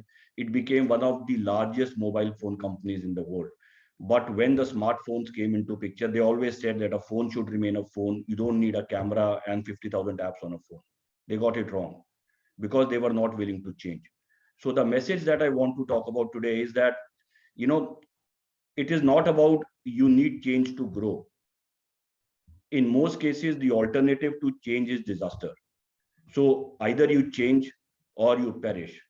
So when the banks are making space for the wallets in the payment vertical, they are letting go of business. Right now, it is impacting the growth. In sometimes it's going to impact their survival. Similarly, when you're talking about stuff like the large corporates giving way to the startups, because of the rudimentary practices, because of just too much of focus on what we are doing and not understanding and not getting the pulse of the market, when we allow somebody else to take away the marketplace, it is not a question of survival. It can lead to disaster. And that has happened for a lot of large companies. Whenever there is a change, it is painful. A change from a normal Nokia phone to a smartphone was painful for a lot of companies. A change to a crypto right now is painful, because we don't know whether it is right from the legal standpoint. A change from making a payment through my credit card versus making it through probably a Paytm is painful. People didn't have trust on these wallets in the beginning. So every change in the beginning is painful. And it is never easy. It was never easy for a company like Paytm to come into picture. It was never easy for a company like probably a Zomato to come into picture. Even now, if you look at the beating they are getting on the stock exchange, it is definitely not easy. But we have to understand that change is the only way to be. And every change, while it gets you threats, but it gives you a huge chance and a very, very huge opportunity. So you guys have the privilege of studying in one of the best colleges in the country right now, and I'm sure that all your teachers teach you the same thing.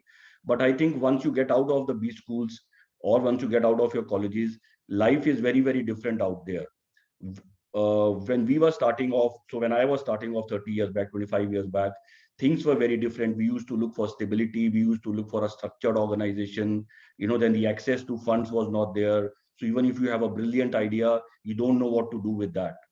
All that is changing. My only request to each one of you is that with that change happening, get that change or see that change as an opportunity.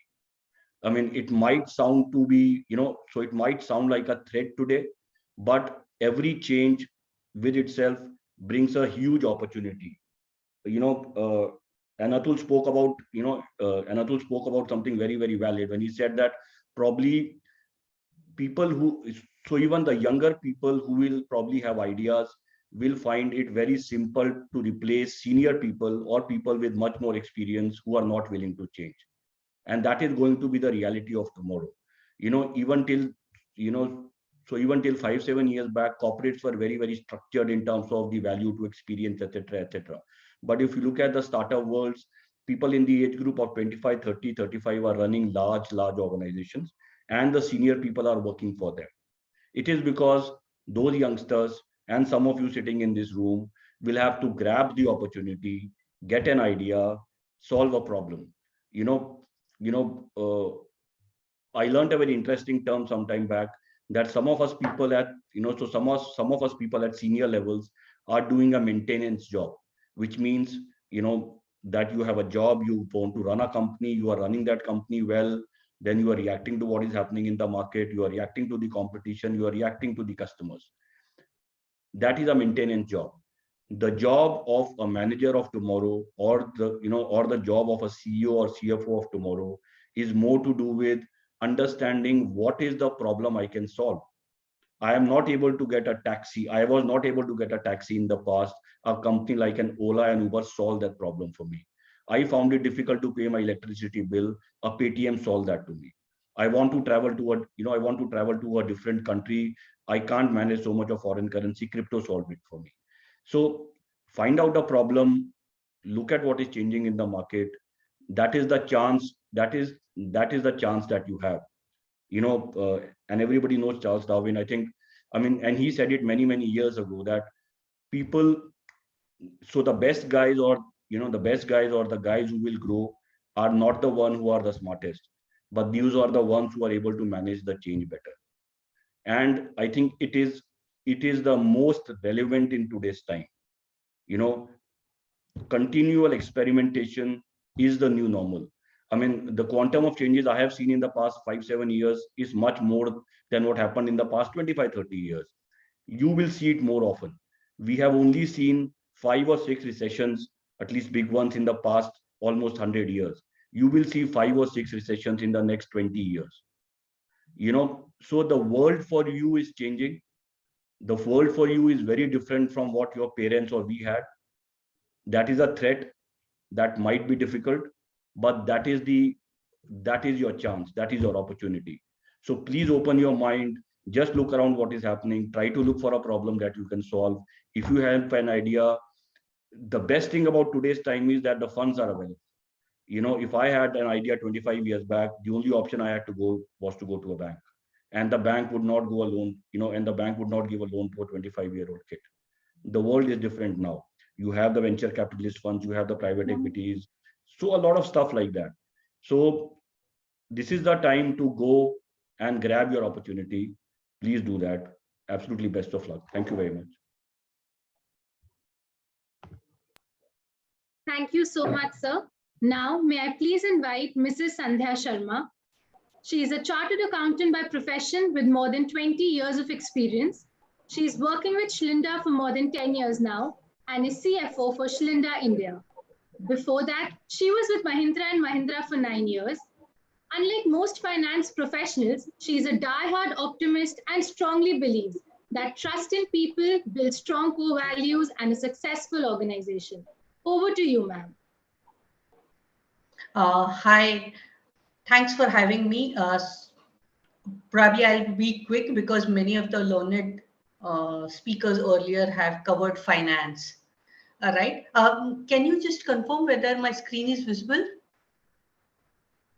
Yes, ma'am, it's visible. Thanks. So usually finance people are supposed to be binary.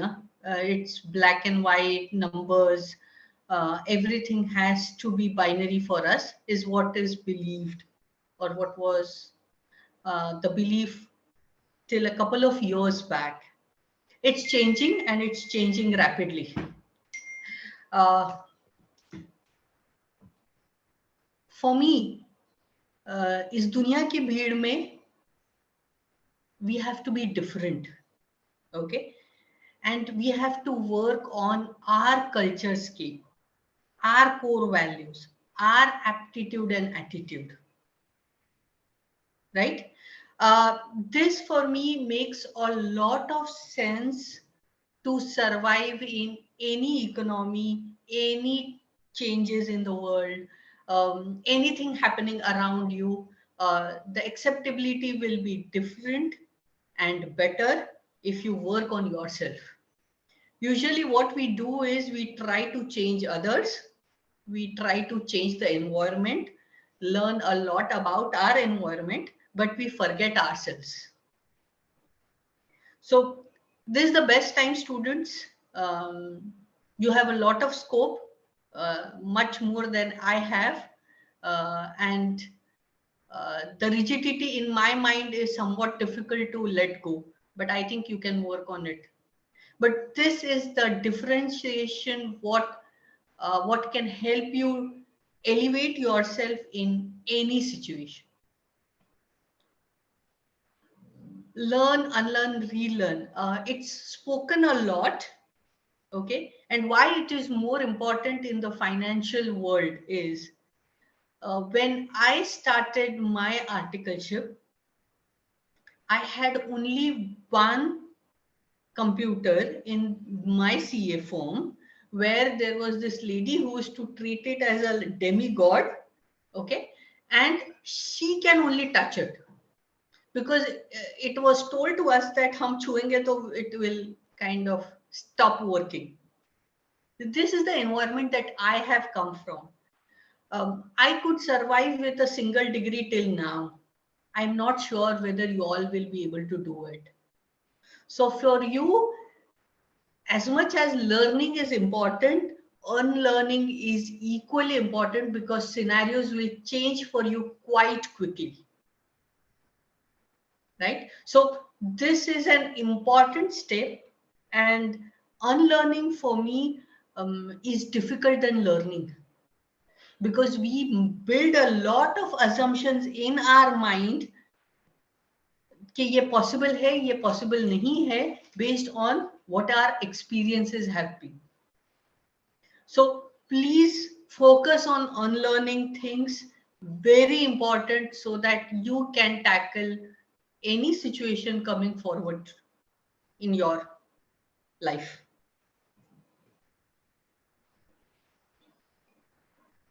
I would rate this as a very important concept and a process which has helped me build a better professional inside me, and that is abundance mindset. Let me give an example. Probably till a couple of years back, I would feel bad even while paying electricity bill. Not that I cannot afford it, but still I would feel bad because I was coming from a scarcity mindset.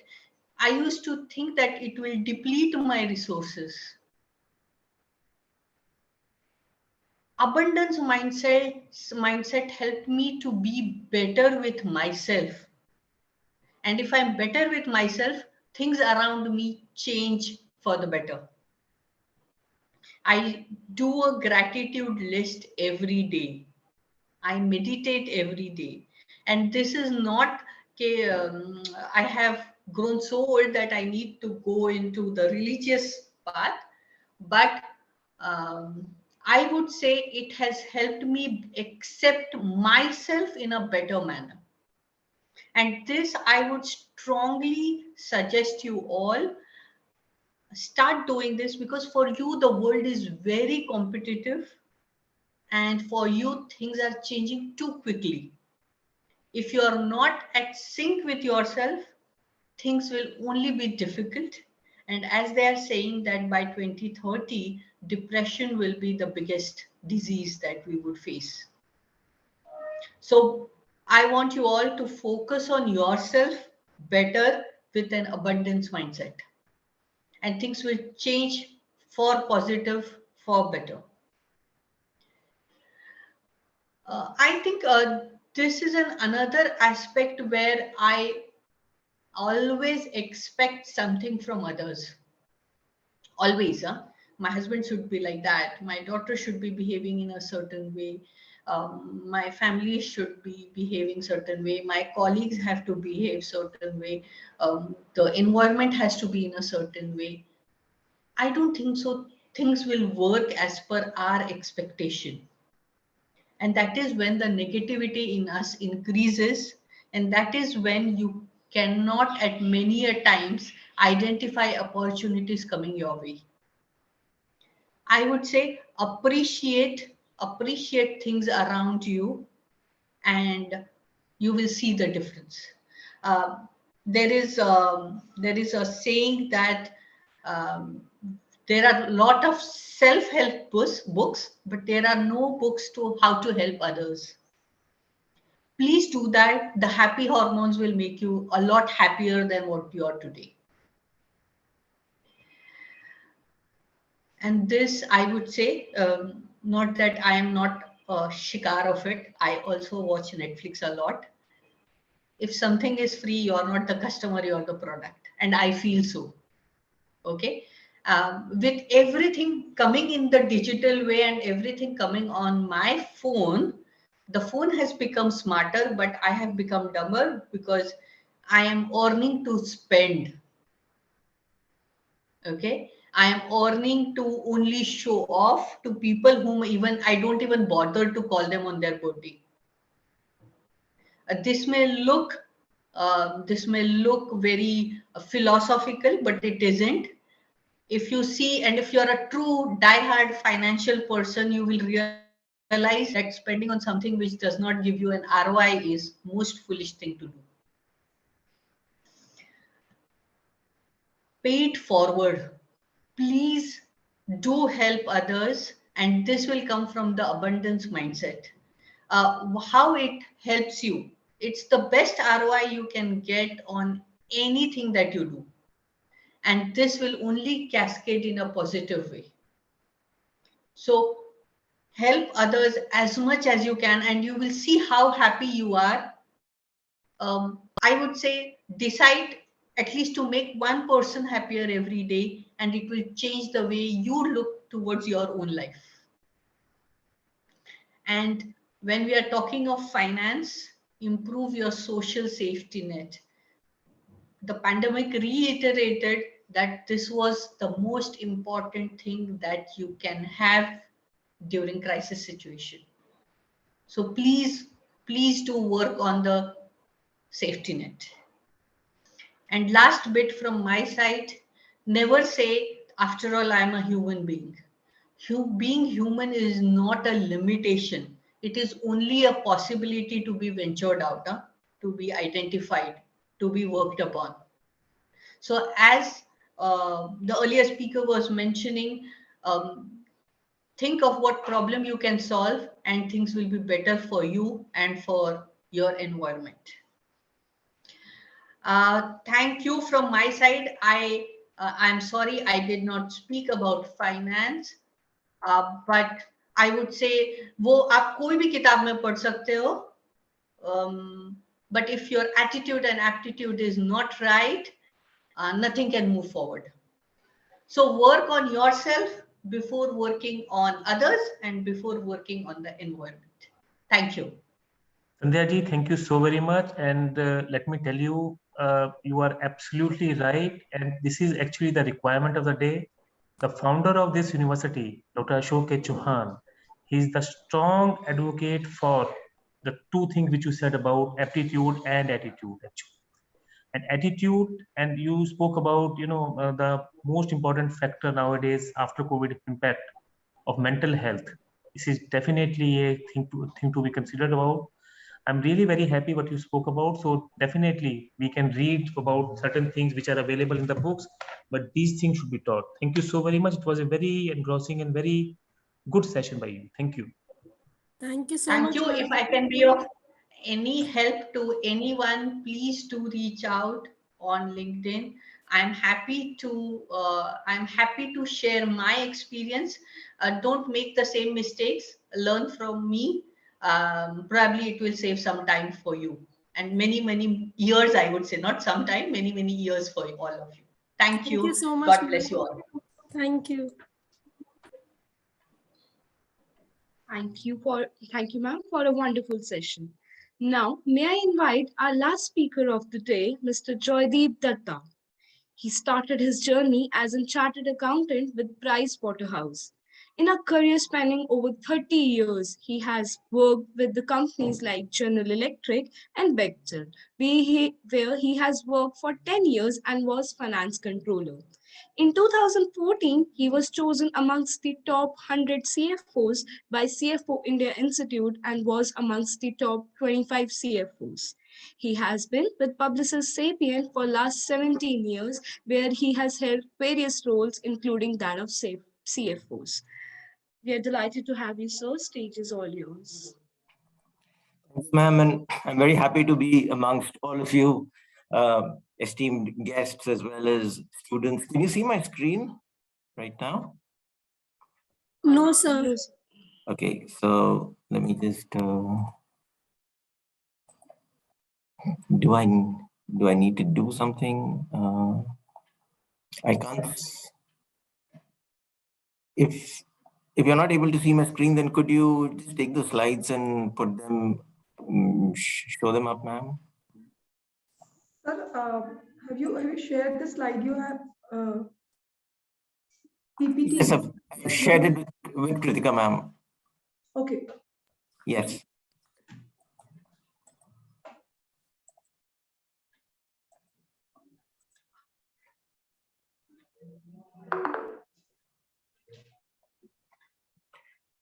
So while the screen is starting up, let me tell you about what I'm going to be talking today.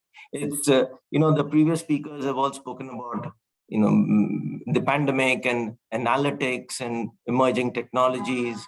So what I'm going to be talking about is about how analytics can be used in your own day-to-day functioning, and how we've been able to derive data from analytics. Sorry, how we've been able to derive insights from analytics. Is the screen visible? Not yet, sir. Okay. Ma'am, could you share my my presentation in that case? So we'll just do it in a minute. Okay. I'll just do it. I'll just do it. Okay, sure.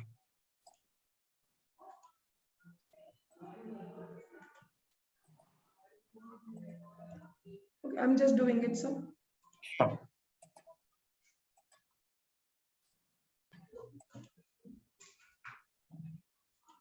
Is it visible, sir?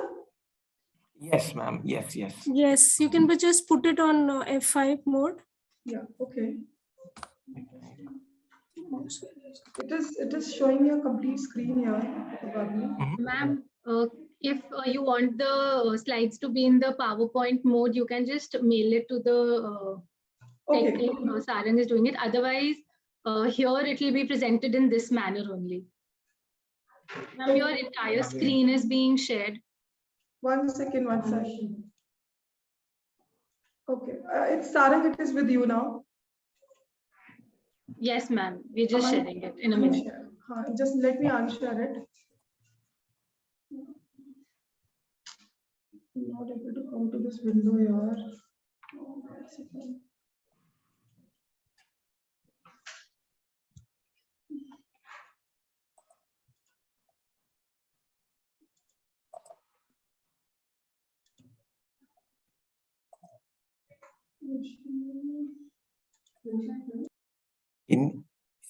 Is my screen visible now? No, sir. Oh, I'm sorry. Dr. Tu, please unshare your screen.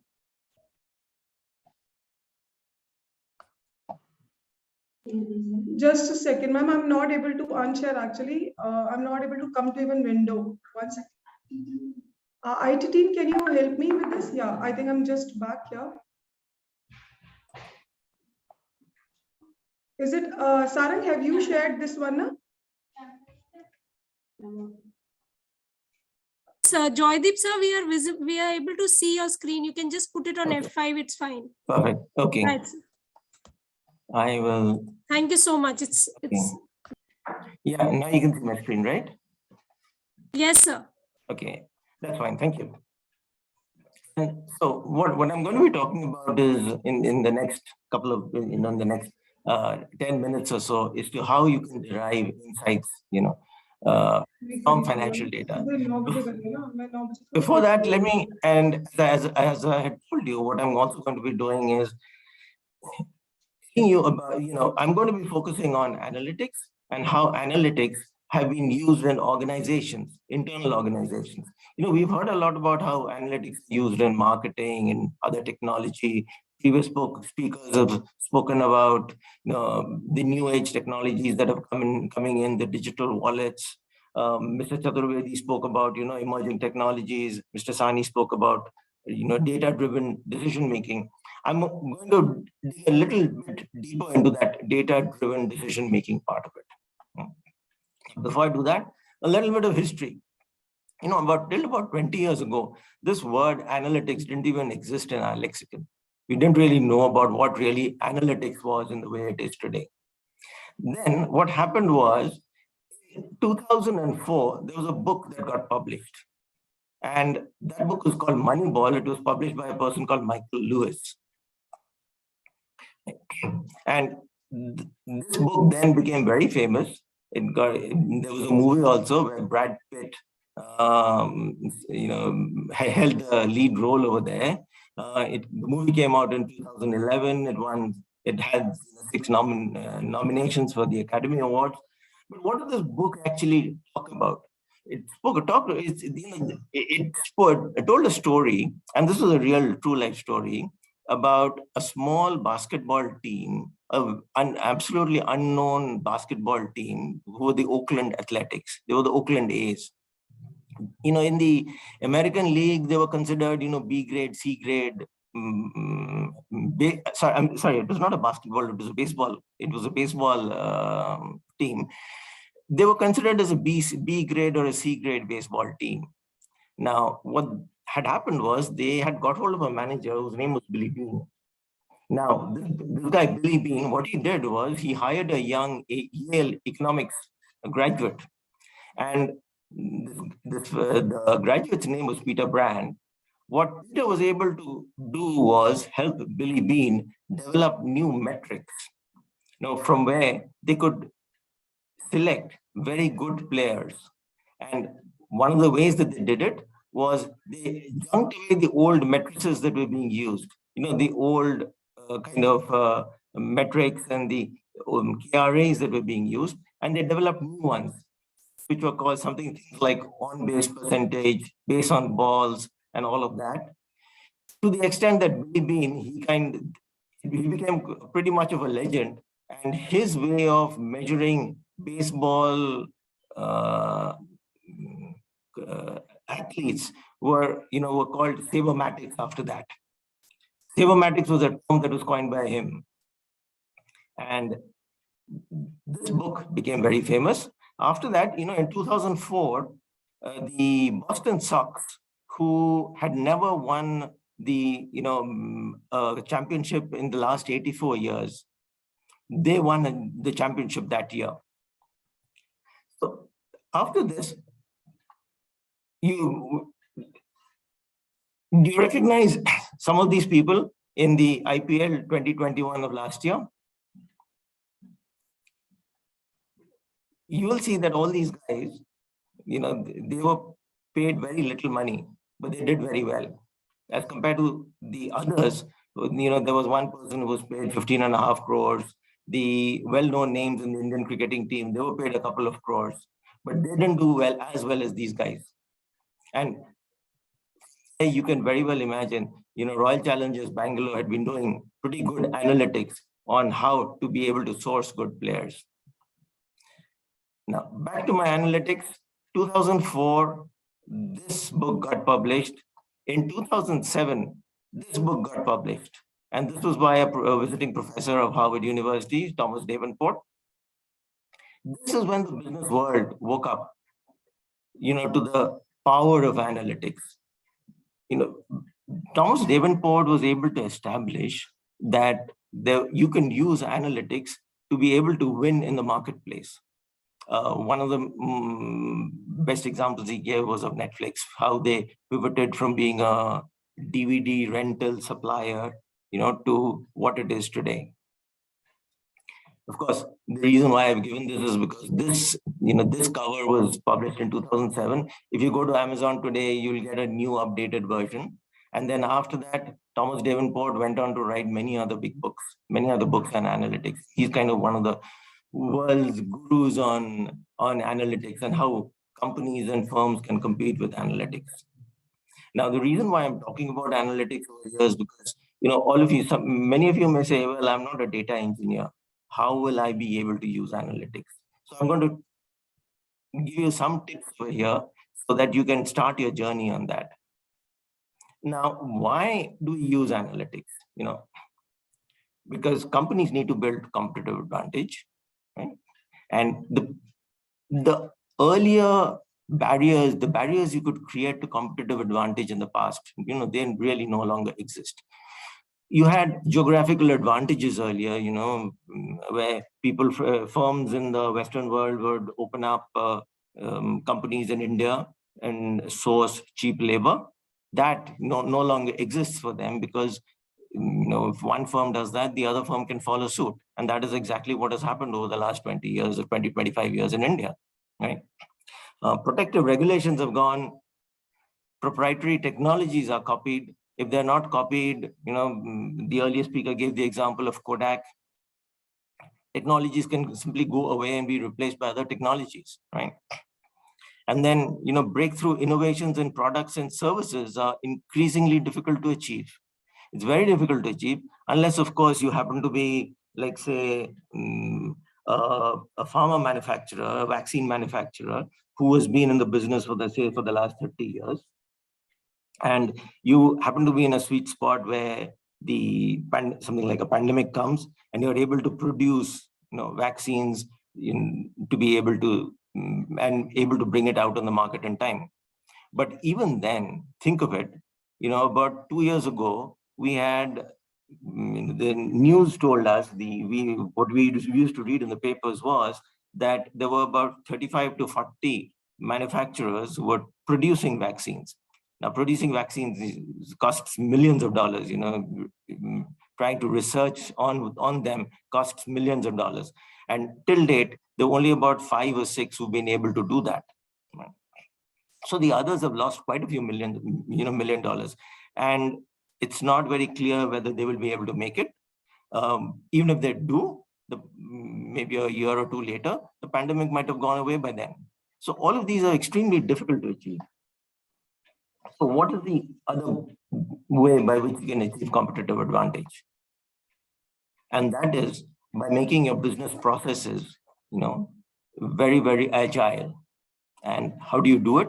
You do it by making the smartest decisions possible. Right? And how do you make the smart decisions? One of the best ways to do it is to use analytics.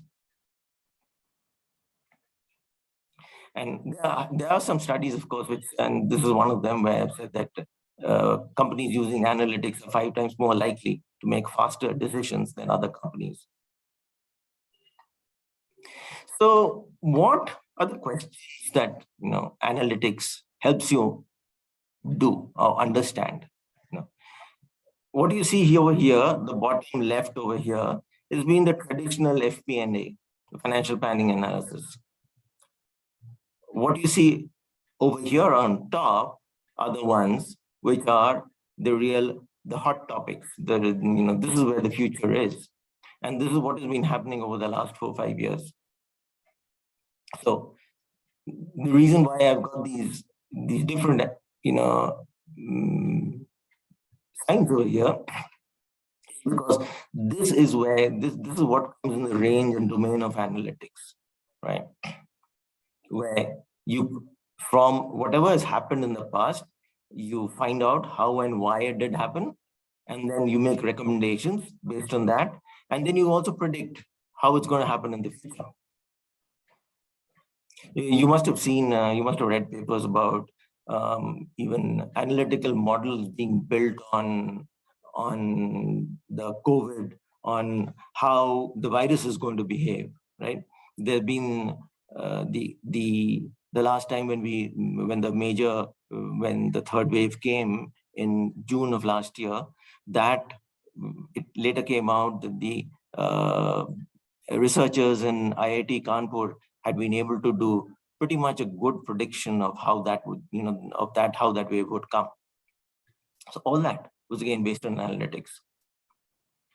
Now, and as far as business, the businesses are concerned, what will analytics be able to do for you? It will help you manage your business. You'll really know what is working correctly. You'll be able to cut costs and improve efficiency.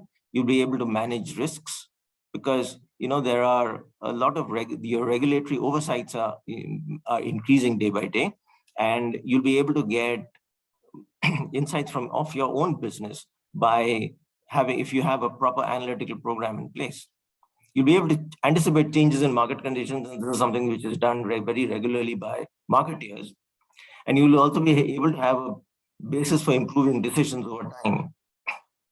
Gurvinder ma'am had spoken about, and he had spoken about being agile. Now, this is the same thing as being agile. What you're doing over here, you're using feedback loops.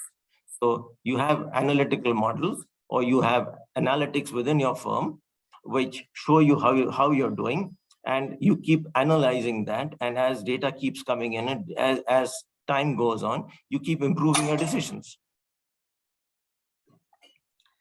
Now, this is where you need to learn a little bit. So, this is the Gartner Magic Quadrant that I've got over here. Now, by the way, Gartner is a company which does research on various topics, and they rate companies on how those companies are performing, right? So For those of you who are not data scientists, not data engineers, you're going to be going out to the market, you'll be having a job, or you'll be able to, you'll be able to maybe become a startup. You'll either join a startup or you'll start your own company, you'll become an entrepreneur. Whatever you do, you will need analytics in some way or the other. And you can easily learn that. You can learn that on your own. There are enough books on that subject. There are enough videos on YouTube on that subject where you'll be able to learn. It doesn't require any code. You don't really need to learn code. It's very easy to learn. And this is something that is really, really going to help you in the future. Now, I wanted to share with you a few Harvard Business Review covers, which will show you how really everyone is thinking about analytics today. And it being this was October 2012, where they said that the data scientist is the sexiest job of the 21st century. Now, if I go back, where are those main, from a job market perspective, where are you going to get the maximum amount of money? It's over here. If you are in this space over here, in whichever field you are, that's where you will get the maximum amount of money, come what may. You'll be able to beat the others in the game. And in the interest of time, I'll keep it short, and I'll end with a quote from Peter Drucker, which you can see on the screen over here, where he had said that knowledge is probably the most dominant source of competitive advantage. I would kind of delete that word knowledge and put analytics, and say that it is probably today the most competitive, the most dominant source of competitive advantage, especially for all of you students who are here and who are listening to me. Thank you very much. Thank you, sir, for such an insightful session. We have been privileged enough to get a chance to listen to such a panel. I would really like to thank you all for taking out time from your busy schedules and adding your knowledge and beautiful thoughts to this session. May I now please invite Dr. Ritu Wadhwa ma'am to propose the vote of thanks. Thank you, Rishika. Many things. Change is a chance. Analytics has become the more dominant part nowadays. And it's not learning, unlearning is also very, very important. It's a wonderful thought that we have been listening for so long. Thank you to all. A very good afternoon to one and all present here. I feel honored and privileged to get the opportunity to propose the vote of thanks. I express my sincere gratitude to our Honorable Founder President, Dr. Ashok K. Chauhan, our Honorable Chancellor, Dr. Atul Chauhan, for providing us with a platform to host such valuable discussion. I thank our Honorable Vice Chancellor, Dr. Balvinder Shukla, for always providing constant motivation.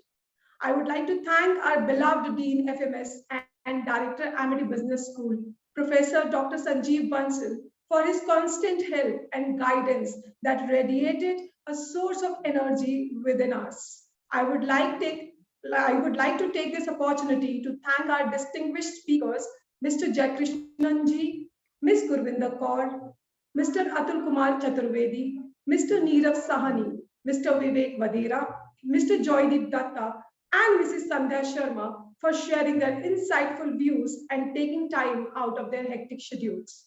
I thank the organizing team of the faculty and students for the constant support.